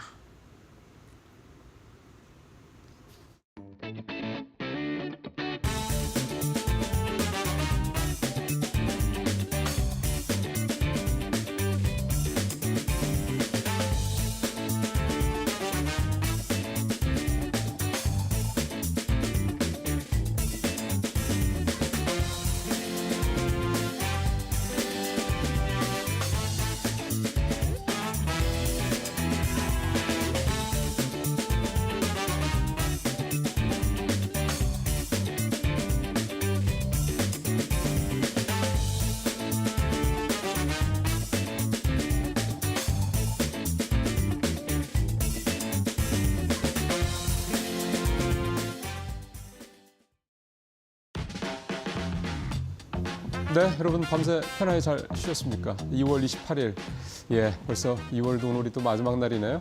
2월 18일 금요일입니다.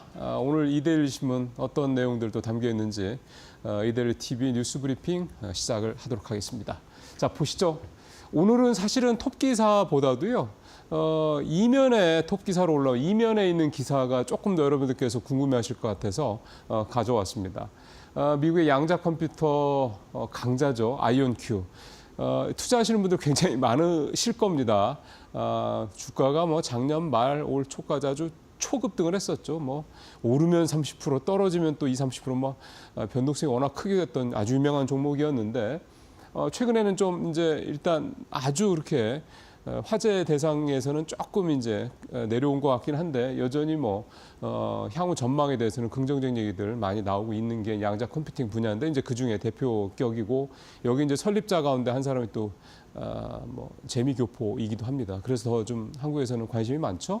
자, 이 SK텔레콤, 그러니까 SK그룹이요, 이 아이온큐하고 동맹을 맺기로 했습니다. 이제 동맹의 내용은 SK텔레콤과 SK스퀘어. SK스퀘어는 SK하이닉스를 계열사로 두고 있는 자회사로 두고 있는 SK그룹의 이제 중간 지주회사죠.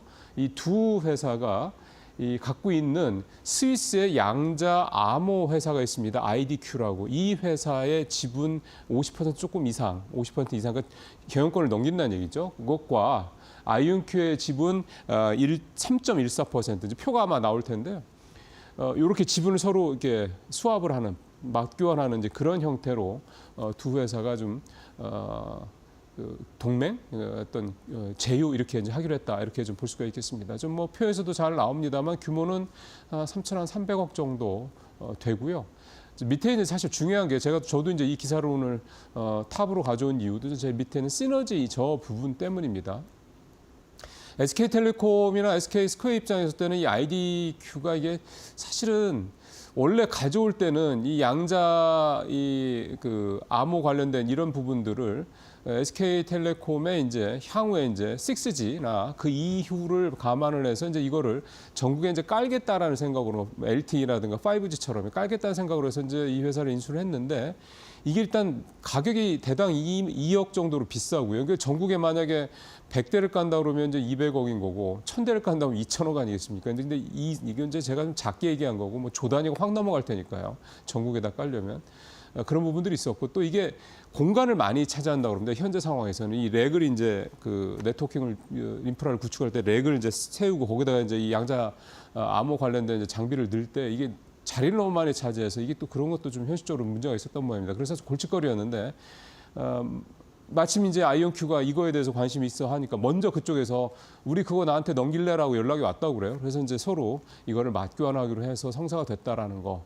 그래서 이제 SKT 입장에서 때는 골칫거리가 해결이 됐다. 그러면서도 이제 계속 어쨌든 IDQ가 갖고 있는 양자 암호 키 관련된 기술 이런 부분들은 계속해서 이제 협력을 할 수 있으니까 뭐 경영권을 넘겼을 뿐이지 기술적인 이런 부분에 대해서 완전히 놔버린 건 아니니까 이런 부분도 있고 또 아이온큐 입장에서 봤을 때는 기존의 양자 암호 관련 양자 컴퓨팅만 이렇게 좀 제한돼 있던 이 사업 커버리지가 이제 양자 암호 분야, 양자 암호 키 분야까지 좀 확장이 된다. 이런 부분에서 서로에게 윈윈이 되는 그런 시너지 효과가 나는 그런 맞교환이었다. 이렇게 평가를 현재까지는 나오고 있습니다.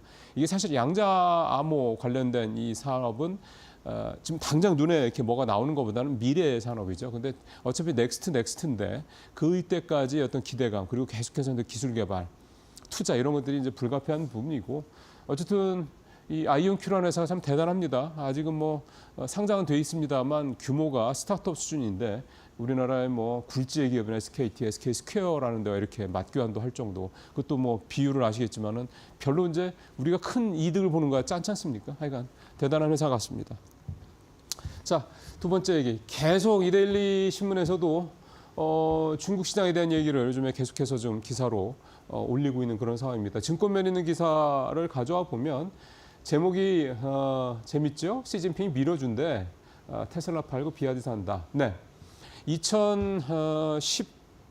본격적으로 2017년, 8년 얘기를 하는데 보통 2010년대 초반부터 얘기를 하는 게 이제 시진핑 주석이 자리를 잡고 난 다음부터 본격적으로 이제 소위 말하는 중국의 이제 2025 이 프로젝트, 이 제조업 2025죠. 이제 이걸 통해서 이제 중국의 첨단 기술 분야를 이제 미국을 능가하는 수준으로 키우겠다. 이런 작업이 시작이 돼서 이제 그 과정이 이제 어느 정도 성과가 나타나기 시작하면서 이제 특히 이제 뭐 트럼프 때도 그랬고 트럼프 1기 때도 그랬고 바이든 때도 그렇고 계속해서 이제 미국과 중국 간의 이 첨단 기술을 둘러싼 패권 경쟁이 굉장히 가속화가 되고 있는데요. 최근에 이제 딥시크 쇼크 이후에 이제 상황들 여러 가지 좀 시장에 변화를 주고 있는 거죠. 그러다 보니까 특히 딥시크 쇼크 이후에 이제 글로벌 시장에서 있네, 뭐 실체가 이런 이제 인식이 굉장히 강해지고 있습니다. 그러다 보니까 그렇다면 중국의 기술주들 너무 저평가되어 있는 거 아니야? 제대로 가치를 못 받고 있는 거 아니야? 재평가를 못 받고 있는 거 아니야? 그렇게 한번 보자 해서 시작해서 이제 소위 말해 중국 기술주들에 대한 관심이 크게 늘고 있고요. 실제로 돈도 미국에 너무 집중되어 있던 그렇기 때문에 우리 국내 시장의 해외 투자 자금 또 글로벌 투자 자금이 이제 분산이 되고 있습니다. 어쩌면은 당연한 겁니다. 미국 시장이 너무 비싸기 때문에 이제 그 부분에서 시장의 자금이 이제 머니 무브가 나타날 수밖에 없는 거고 지금 현재 글로벌 시장에서 가장 큰 자금들이 이제 중국으로 들어가고 있다 이런 얘기가 나오고 있는데 우리 서학개미라고 그래야 되겠죠. 해외 투자하실 우리 개인 투자자분들도 요즘에 중국 투자를 굉장히 지금 많이 하시고 있다고 그럽니다. 표를 한번 볼까요? 반면에 그러다 보니까 이제 M7 종목들은 주가가 좀 왼쪽 보시죠. 아주 에스컬레이터를 이렇게 참 CG 잘 만들었어요. 왼쪽에 매그니피센트 7 올해 수익률 쭉 보시죠. 별로 안 좋죠. 그죠? 대부분 다 마이너스입니다. 메타 정도 빼고 나면 대부분 다 마이너스고 테슬라 보세요. 제일 밑에 있죠. 마이너스 28%나 기록을 했습니다. 반면에 이제 오른쪽 에스컬레이터 올라가는 에스컬레이터를 한번 타보죠. 보십시오. 뭐 저 위쪽에 보면 알리바바 같은 경우는 여러분들이 잘 아시니까 64%, 그 밑에 샤오미 63%, 뭐 비아디 30%, 뭐 다 저렇습니다. 두 자릿수 이상 종목들이 상당수 많이 있는 그런 모습입니다. 그만큼 중국의 10대 기술주들은 강한 상승 흐름을 보이고 있다 이렇게 좀 볼 수가 있겠고요. 근데 역시 이제 중국 투자는 뭐 계속 말씀드립니다만 오늘 새벽에 오늘 뭐 뉴욕 시장에 영향을 미쳤습니다. 트럼프가 이제 중국에 10% 이제 추가로 또 지난번 10% 한 거에 의해서 또 추가로 10% 관세 부과하겠다라고 또 얘기를 했죠. 근데 이게 10% 또 10% 여기서 끝나지 않을 거라는 건 누구나 다 알고 있습니다. 일단 맥스로 60%까지 갈 거라고 이미 선언을 해놓은 상황이기 때문에 계속 이런 식으로 이제 중국을 압박하는 식으로 가겠죠. 그러니까 결국 이런 부분들이 중국의 이런 기술주들을 비롯한 중국의 경제 또 중국의 어떤 상황들에 어떤 영향을 실제로 미칠 것인가.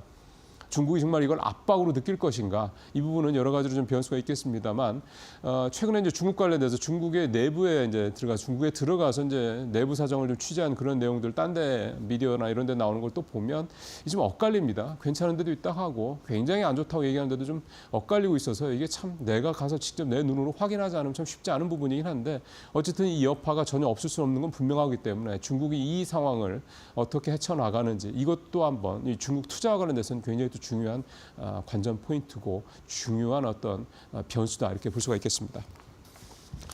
예, 세 번째 기사 가보죠. 엔비디아 실적 괜찮았습니다. 일단 시장 예상치보다도 웃돌았고 향후 뭐 가이던스도 나쁘지 않죠. 물론 이건 사실 뭐 이번에 실적에서만 확인된 건 아니기 때문에 작년부터 이미 기본적으로 매출 어떤 성장률 자체가 둔화되고 있다는 걸 우리 다 알고 있지 않습니까? 그래서 이제 그 부분은 사실은 뭐 굳이 악재라고 새로운 게 아니기 때문에 악재라고 하기는 좀 그렇긴 한데 전반적으로 젠슨왕 CEO가 여전히 블랙엘 뭐 수요 굉장히 좋다 뭐 이런 얘기도 했었고 그래서 이제 엔비디아도 어제 실적 발표하고 난 다음에 시간에 거래해서 좀 더 오르기도 했고 등등등 그렇지 않습니까? 그래서 그쯤 되면 어제 시장에서 우리 삼성전자나 SK하이닉스 특히 SK하이닉스가 좀 가줘야 되는데 어제 SK하이닉스는 주가가 오히려 좀 많이 떨어졌죠. 1.87%나 떨어졌습니다. 물론 어제 시장 자체가 좀 좋지도 않았습니다만 삼성전자는 마이너스 0.5% 정도. 근데 이런 상황인데, 그러니까 별로 반응이 없는 건데, 우리 증권업계에서는 3월 달에 좀 좋아지지 않겠냐. 특히 반도체 업황이 좋아지겠다라는 얘기들을 좀 일단 계속하고 있습니다. 무엇보다 일단, 이 레거시 칩들의 재고가 이제 거의 다 소진이 됐다. 그러니까 이제 당연히 수요가 늘어날 것이다. 이런 얘기도 좀 하고 있고요. 그 다음에 젠순왕도 얘기를 했습니다만 기본적으로 빅테크들이 AI 인프라와 관련된 이 투자 이거에 뭐 계속해서 늘어나고 있는 것이 확인이 되고 있기 때문에 이 부분도 좀 있고 자, 이런 부분이 있기 때문에 이제 굉장히 좋아질 것이라는 얘기를 계속 좀 하고 있는 상황이고요. 지금 당장 상황을 보면 이제 과연 정말 좋아질 것이냐. 그리고 엔비디아 같은 경우 사실은 이제 글로벌 반도체와 관련돼서 대장주인데 엔비디아가 계속 성장성이 둔화되는데 이게 계속해서 반도체주가 좋아질 수 있겠는 이런 얘기들을 좀 하고 있는 측면도 있기 때문에 사실은 좀 혼란스러운 상황이기도 합니다.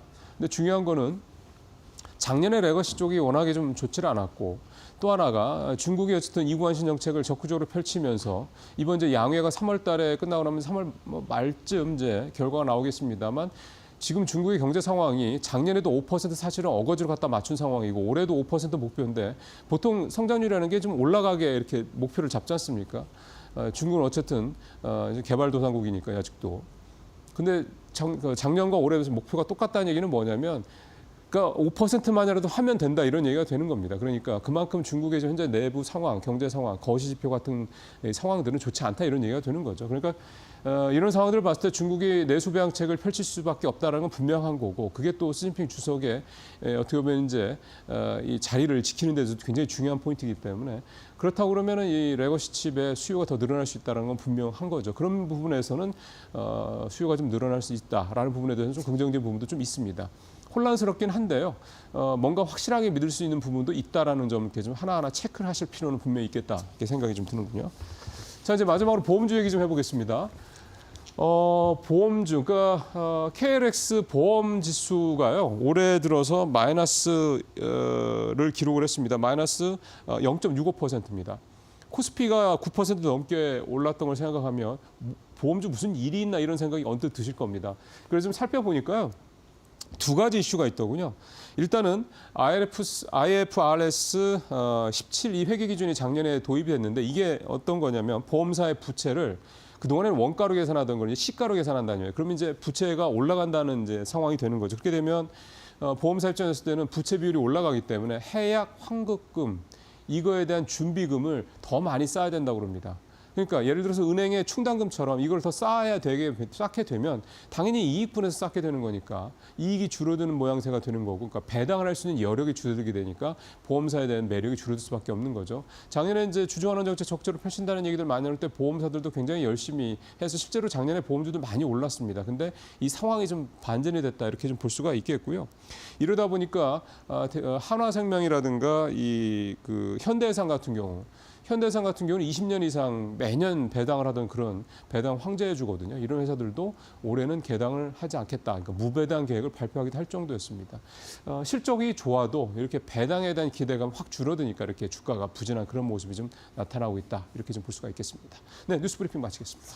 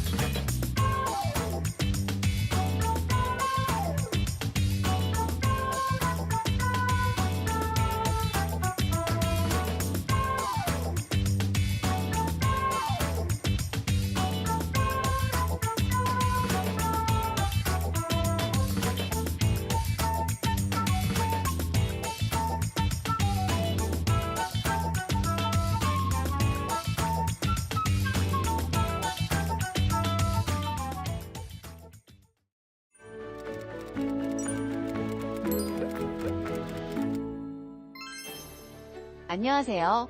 오늘은 중국의 가장 중요한 정치 행사 중 하나인 양회에 대한 내용을 준비했습니다. 양회는 매년 3월 중국에서 열리는 최대 정치 행사를 뜻합니다. 전국인민정치협상회의와 전국인민대표대회를 아울러서 부르는 말이 양회인 것이죠. 정협과 전인대에 대해 조금 더 자세히 설명드릴게요. 정협은 중국 공산당이 정책을 결정할 때 의견을 수렴하는 정책 자문기구입니다. 정협위원 2,000명은 전인대의 의견을 제시할 수 있지만 입법권이나 의사결정권은 없습니다. 전인대는 입법권, 국가의사결정권을 갖고 있는 중국 최고 국가권력기관인데요. 국가주석 등의 지도부 선출, 국가예산심의 비준을 맡고 있으며 개헌 권한도 가지고 있습니다. 2018년 3월 국가주석 임기 제한을 폐지해서 시진핑 주석의 장기 집권에 길을 터준 곳도 전인대였죠. 전인대는 인민대표라고 불리는 구성원 3,000명으로 구성되어 있습니다. 이렇게 양회에서는 전인대 3,000명, 정협 2,000명, 중국 정재계 엘리트 5,000여 명이 직결해 전년도의 성과를 점검하는데요. 더 나아가 앞으로의 국가 운영 방침을 결정하고 정책 방향을 제시하게 됩니다. 경제 규모가 미국에 이어 세계 2위인 중국의 정책 방향이 제시되는 만큼 양회 기간에는 전 세계의 이목이 중국에 집중된답니다. 양회를 통해 결정된 정책들은 중국의 방향을 크게 바꿔왔는데요. 2013년 양회에서는 시장 개혁과 경제 개방을 강화하는 결정을 내렸습니다. 2015년에는 중국 제조 2025를 발표하며 첨단 기술 개발과 산업 고도화를 추진했죠. 최근에 양회에서는 경기 부양책으로 이관신 정책을 도입했는데요. 이관신과 관련해서는 다른 영상에서 더 자세히 설명드릴게요. 특히 올해 양회에서는 중국 경제가 트럼프의 관세 위협, 내수 부진, 부동산 침체 등 여러 어려움에 직면한 상황에서 열리는 만큼 2025년 경제 성장률 목표와 정책 방향에 관심이 집중되고 있습니다. 중국은 우리나라의 최대 교역국인데요. 중국 양회에서 나오는 주요 정책 방향성이 한국의 수출과 직결될 수 있으니 여기서 나오는 정책들을 잘 살피고 대응 전략을 마련해야 할 것으로 보입니다. 오늘은 중국 양회에 대해 알아보았습니다. 양회는 중국의 미래를 결정하는 중요한 행사인과 동시에 세계 경제에도 큰 영향을 미치는 중요한 행사입니다. 저희가 잘 지켜보고 있다가 꼭 알아야 하는 내용들 빠르게 전달해 드릴게요. 오늘도 함께해 주셔서 감사합니다.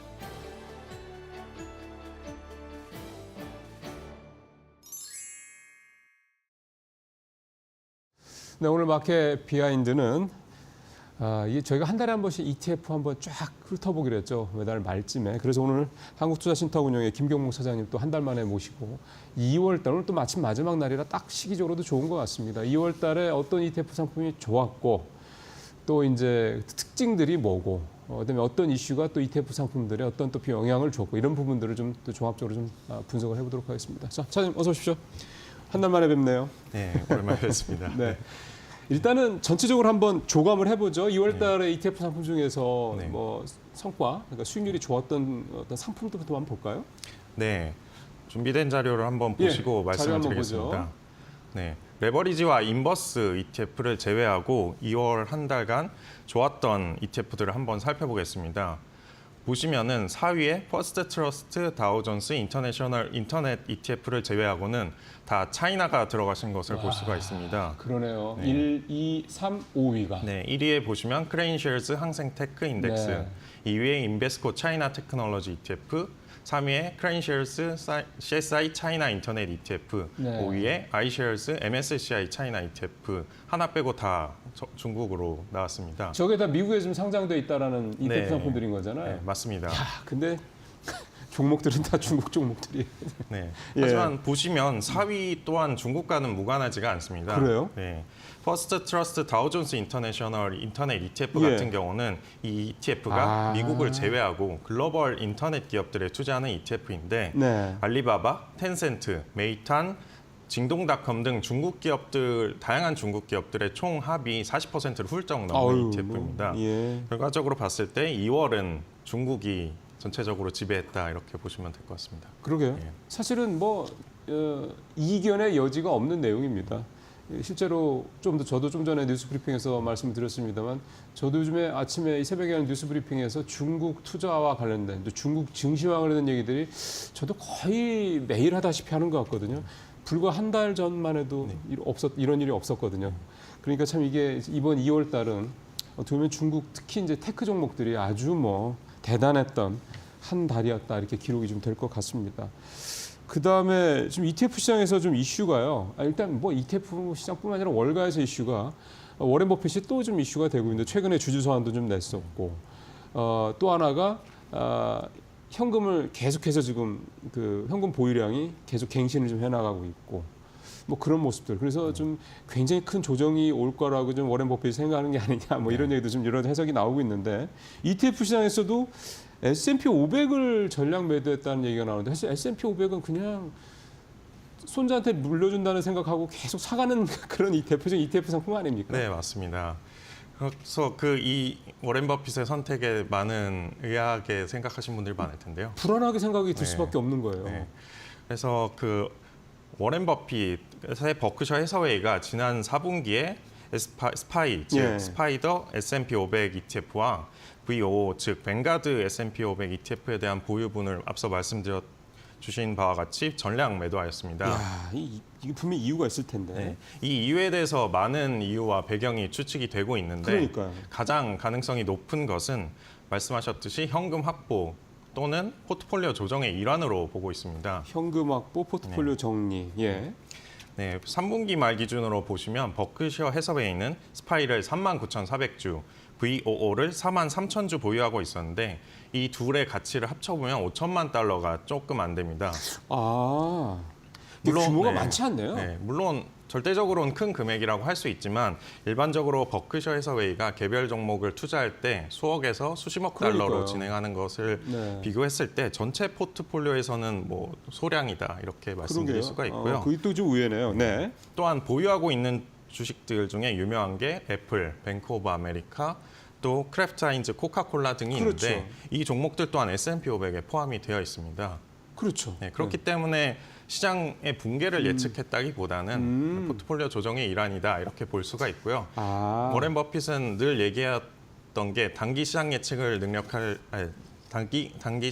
예측할 능력이 내게는 없다. 그렇죠. 이렇게 얘기를 해왔었습니다. 무지무지 겸손한 네. 얘기죠. 근데 사실은 물론 이제 100% 항상 다 맞췄다라고는 할 수 없는 거지만 이 버페 이 CEO의 뭐 지난 70년의 투자 여력에서 이력에서 그래도 사실은 우리가 오마의 현인, 아이가 뭐 투자의 대가 등등 이런 얘기를 갖다 붙이는 이유는 그래도 좀 자주 맞췄기 때문에 그런 얘기를 좀 하는 거잖아요.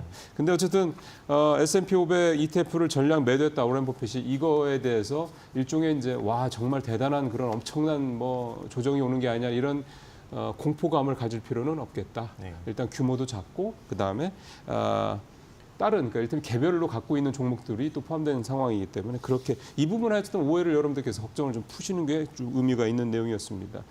요즘에 보면은요, 어쨌든 앞서 저희가 이제 전체 2월달 ETF 성적표를 뜯어봤더니 대부분 다 사실은 중국 테크주들 중심이었다 이렇게 좀 말씀 우리가 좀 드렸단 말이에요.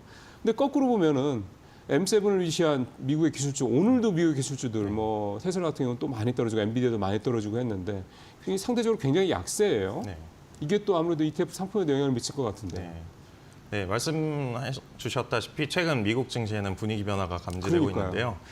미국 내 소비 심리가 둔화되고 있고 또 인플레이션 우려가 확대되는 등 경기 둔화에 대한 공포가 커지면서 그 작은 악재에도 민감하게 반응하고 그렇죠. 있는 추세입니다. 예, 굿뉴스가 별로 굿뉴스가 안 네. 되고요. 배드뉴스는 정말 배드뉴스예요. 네. 또 S&P 500 등 주가 지수가 최고점 부근에서 고점 부담감이 누적이 되고 있고 또 높은 밸류에이션 부담 하에서 매그니피센트 7 종목이 그 앞으로 이익 증가율이 둔화될 것이다. 이렇게 크게 가능성이 제기되면서 차익 실현 매물이 계속해서 출회가 되고 있습니다. 네. 그렇기 때문에 그 좀 우려가 있으실 수가 있는데 그러면. 또 보시면 뭐 감세라든지 금융 규제 완화 등 주식시장의 우호적인 정책에 대한 기대감 또한 있기 때문에 이 기대감은 주가를 지지할 것으로 보이고요. 또 며칠 전 엔비디아 실적 발표를 보시면 4분기의 실적이 예상치를 상회하였을 뿐만 아니라 AI 칩에 대한 수요가 탄탄한 것을 확인하실 수가 있었는데요. 그렇기 때문에 지금의 미국 기술주 약세는 단기적인 조정이지 않을까 이렇게 생각해 볼 수도 있을 것 같습니다. 예. 저도 지금 차장님 말씀하시는 부분에 있어서 좀 공감이 가는 거 하나는 저도 오늘 아침에 이제 출근하면서 이제 기사들 쭉 보면서 오는데 한 언론사에 나온 기사 중에 하나가 요즘 우리 서학개미들이 그 소위 말하는 저가 매수죠. 네. 그 테슬라가 최근에 주가가 사실은 앞서도 저도 말씀드렸습니다만 올해 들어서 28%가 추락을 했는데 근데 테슬라를 엄청나게 저가 매수 좀 하고 있다라는 거예요. 근데 그러니까 그거는 사실 이 종목에 대한 이 회사에 대한 일종의 좀 믿음이 있지 않으면 어려운 거잖아요. 올 들어서만 28%, 30%나 하라 그랬는데 그러면 이런 부분들이 단순히 테슬라만 있는 거는 아니고 미국 시장 전반에 대해서 좀 있다 이렇게 좀 확대 해석을 해도 되겠습니까? 네, 그렇게 보실 수도 있을 것 같습니다. 네. 알겠습니다. 자, 그러면 현재 그 미국 기술주 약세 부분은 좀 단기적인 조정이다라는 그런 말씀을 좀 해주셨고, 그런데 어쨌든 조정을 받을 때 한 사람은 앞서 말씀드린 것처럼 이제 저가 매수로 들어가는 사람이 있고 한 사람은 이제 그걸 피하고 네. 그러면 다른 거 뭘 좀 보면 될까 이렇게 생각하시는 분들이 계실 것 같은데 어떤 쪽을 좀 보면 좋을까요? 네, 현재 미국 기술주의 약세가 계속되고 있고 또 지난 2년간 미국의 증시의 랠리를 주도해왔던 매그니피센트의 종목의 상승세가 둔화되고 있기 때문에 그렇죠. 또 이 상승세가 둔화될 수 있다는 지적이 설득력을 얻고 있는데요. 그 이유는 트럼프 당선인의 강도 높은 관세 정책이 또 달러 강세에 영향을 줘서 그 그렇죠. 대형주의 실적 부담으로서 작용할 수 있을 것이기 때문입니다. 그렇기 때문에 이런 기회는 내수 비중이 높아서 고관세 정책의 영향이 제한적인 중소형주에게 또 기회가 갈 수가 있을 텐데요. 맞습니다. 네, 중소형주에 투자하는 대표적인 방법은 러셀 2000 지수에 러셀 2000 지수를 추종하는 ETF를 투자하는 방법인데요.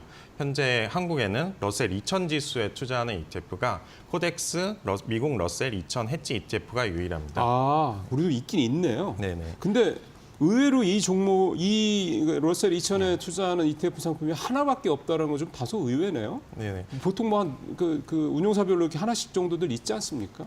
네, 아무래도 앞서 말씀드렸다시피 미국 증시의 랠리가 M7에 주도되면서 매수세가 그쪽으로 좀 너무 몰렸다. 집중되다 보니까. 네, 이렇게 돼서 그쪽 상품이 좀 많이 출시된 부분이 없지 않아 있습니다. 예, 러셀 2000 지수가 좀 말씀하신 대로 그러면 우리가 러셀 2000 지수라는 걸 생각을 할 때 우리가 한국에서는 그 대형주, 중형주, 소형주를 구분할 때 1위에서 시가총 1위부터 100위, 100위부터 뭐 300위, 그다음부터는 이렇게 하잖아요. 러셀 2000은 어떻게 구성이 돼요? 네, 러셀 2000 지수는 시가총액 1001위부터 3000위까지의 종목을 투자합니다. 1001위부터 3000위, 그래서 2000개. 그래서 뭐 2000개 종목에 투자하는 만큼 금융이라든지 뭐 헬스케어, IT, 뭐 산업재, 뭐 소비재 이런 다양한 산업에 골고루 투자를 하는데요. 그 미국 트럼프 대통령이 제조업의 부활에 대한 강력한 의지를 표명하고 있지 맞습니다. 않습니까? 그렇기 때문에 미국 중소형 제조업에 집중 투자하고 싶으신 분도 있으실 것 같은데요. 네. 그런 경우에는 미국 내에서 전체 매출 비중이 미국 내에서 75% 이상 발생하는 40개 기업에 분산 투자하는 에이스 미국 중심 중소형 제조업 ETF도 한번 살펴보시면 좋을 그러게요. 것 같습니다. 결국 저것도 따져보면 러셀 2000에 해당되는 종목들이 네. 많이 들어가 있는 그런 종목들인 건데 제조업에 좀 집중되어 있겠죠. 그렇죠. 네. 예를 들어서 코덱스 여기하고 에이스 좀 전에 말씀 그 상품하고 에이스 그 미국 중심 중소형 제조업 ETF하고 우리가 좀 알 법한 그런 좀 회사들 뭐 한두 군데 좀 이렇게 소개해 주실 때가 있습니까? 이게 그 살펴보시면 네. 이걸 어떻게 알 수가 있어요? 우리 같은 사람들이 네. 가가지고 네. 도대체 이 예를 들어서 코덱스 러셀 2000 ETF에는 어떤 종목들을 담고 있는가 이런 걸 우리가 알려면 어떻게 해야 됩니까? 그 투자 종목은 매일매일 PDF라고 해서 홈페이지에 공시가 되고 있습니다. 아, 또 그 전체 종목을 다 보시기는 어려우니까 네. 각 운용사 홈페이지에 가 보시면 그 각 ETF의 상위 투자 종목을 확인하실 수가 있죠. 상위만. 네. 아, 이게 워낙 들어가는 상품들이 많으니까. 네, 전체적으로 있는데 상위만 어느 정도 확인을 하셔도 좀 전반적으로는 좀 상위 종목에 집중되어 있기 때문에 이렇게 한번 확인을 하실 수 있을 것 같습니다. 네. 이게 ETF도 이제 저희가 상품을 선택을 할 때 고를 때 보통 이제 수익률만 딱 보고 이게 옛날에 그 공모펀드 고를 때랑 똑같습니다. 그런 방식으로 지금도 ETF 상품을 고르시는 분들이 사실은 좀 많으세요. 근데 이 ETF 상품이 어떤 종목들을 담고 있는지 이걸 좀 확인을 해볼 필요가 반드시 있습니다. 왜냐하면 항상 어디군 미꾸라지가 하나 있기 때문에 그런 것들 좀 잘 살피시면서 근데 좀 기본적으로 미국도 어쨌든 금리 인하에 대한 부분들이 여전히 가능성이 좀 남아 있는 상황이고 그러기 때문에 이런 부분에서 중소 제조업체들 이런 부분들에 대한 좀 기대감이 있다라는 점이 이제 ETF 상품에서 좀 반영이 될 수 있다 이렇게 좀 볼 수가 있겠습니다. 앞서 이제 전체적인 2월 성적표 할 때 중국의 테크주들이 너무 좋았다 말씀을 하셨는데 우리 투자자분들 입장에서 봤을 때는 그러면 중국의 상품, 이 미국 상품도 있겠지만 중국의 이런 뭐 IT주든 중국에 있는 기업들의 투자하는 ETF 상품들이 좀 더 있겠구나 관심을 가질 것 같아요. 뭐 그런 것들은 좀 뭐가 있습니까? 네. 일반적으로 중국 시장에 대표적으로 투자하는 ETF가 CSI 300 지수가 또 있습니다. 네. 네. 또 항생이라든지 최근에 네. 항생테크, 과창판 그리고 여러 가지 중국에 투자하는 다양한 테마가 세분화되면서 각 운용사별로 다양한 상품이 출시되고 있습니다. 그러면 사실 그동안에는 중국에 대한 관심이 우리가 적었기 때문에 네. 그 투자를 하는 분들이 적었을 뿐이지 실제로는 중국도 미국만큼이나 다양한 상품들이 있다 이 말씀이 되는 건데 네. 좀 이제 앞에는 주로 테크주들 중심으로 지금 네. ETF 상품들이 좀 인기가 좀 좋은 성적을 좀 냈고 그러면은 중국 ETF 상품들 좀 뭔가 이렇게 좀 우리가 좀 볼만한 것들이 좀 있을까요? 네, 뭐 다양하게 뭐 소비재라든지 네. 뭐 헬스케어라든지 다양한 상품들이 있는데 네, 네. 그래도 아무래도 최근 전 세계 주식시장이 좀 부진한 모습을 보이는데 중국은 강세를 보이고 있지 않습니까? 그렇죠. 네, 또 가치주보다는 기술주 위에 그런 강세가 나타나고 있는데 뭐 그 딥시크 쇼크가 그 시작이었을 거고요. 네.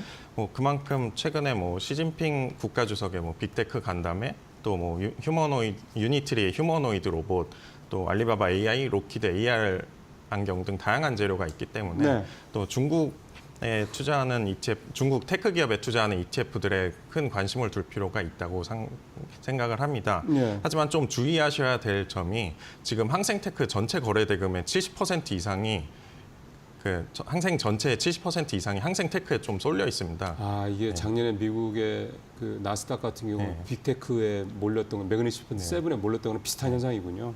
이렇게 기술주 쏠림 현상이 지속되고 있고 네. 향후 경기 지표가 예상치를 하회하는 경우 그렇죠. 조정이 일어날 수 있기 때문에 현재 중국 테크 기업들이 좋다고 말씀드리지만 좀 유의해서 보셔야 된다 이렇게 말씀드려야 될 것 같아요. 그러니까 2월 달에만 이렇게 30% 전후로 이렇게 주가가 오르고 또 앞서 이제 개별 종목들만 봐도 뭐 뭐 알리바바, BYD 같은데 뭐 60% 넘게 올랐더라. 샤오미랑 알리바바 같은 60% 넘게 오르고 BYD도 30% 넘게 올랐는데 일단 많이 오른 거잖아요. 네, 네, 맞습니다. 이게 좀 부담스럽긴 하네요. 네, 네. 근데 이럴 때 오히려 좀 개별 종목에 들어가기 좀 부담스러울 때는 ETF가 투자하기가 오히려 조금 더 리스크도 좀 줄일 수 있는 좋은 상품 아닙니까? 네네, 산업 전반에 투자한다는 장점이 있고 개별 종목의 리스크가 분산 투자로 인해서 많이 리스크가 경감된다고 그러니까요. 볼 수 있기 때문에 ETF로 투자하시는 것도 좋은 방법이라고 생각합니다. 예, 지금 중국 ETF 상품 투자하실 때 유의점 말씀하신 게 중국의 지표, 이 어쨌든 작년까지 굉장히 좀 안 좋았기 때문에 이 부분들 잘 체크하셔야 될 필요가 있다라는 것. 또 하나가 이 너무 쏠리면 사실은 밸류에이션이 과도하게 올라갈 여지가 분명히 있습니다. 그런 부분들 감안을 하실 필요가 있다 이 말씀을 해주셨고요. 자, 이제 우리 시장 얘기 좀 해보죠.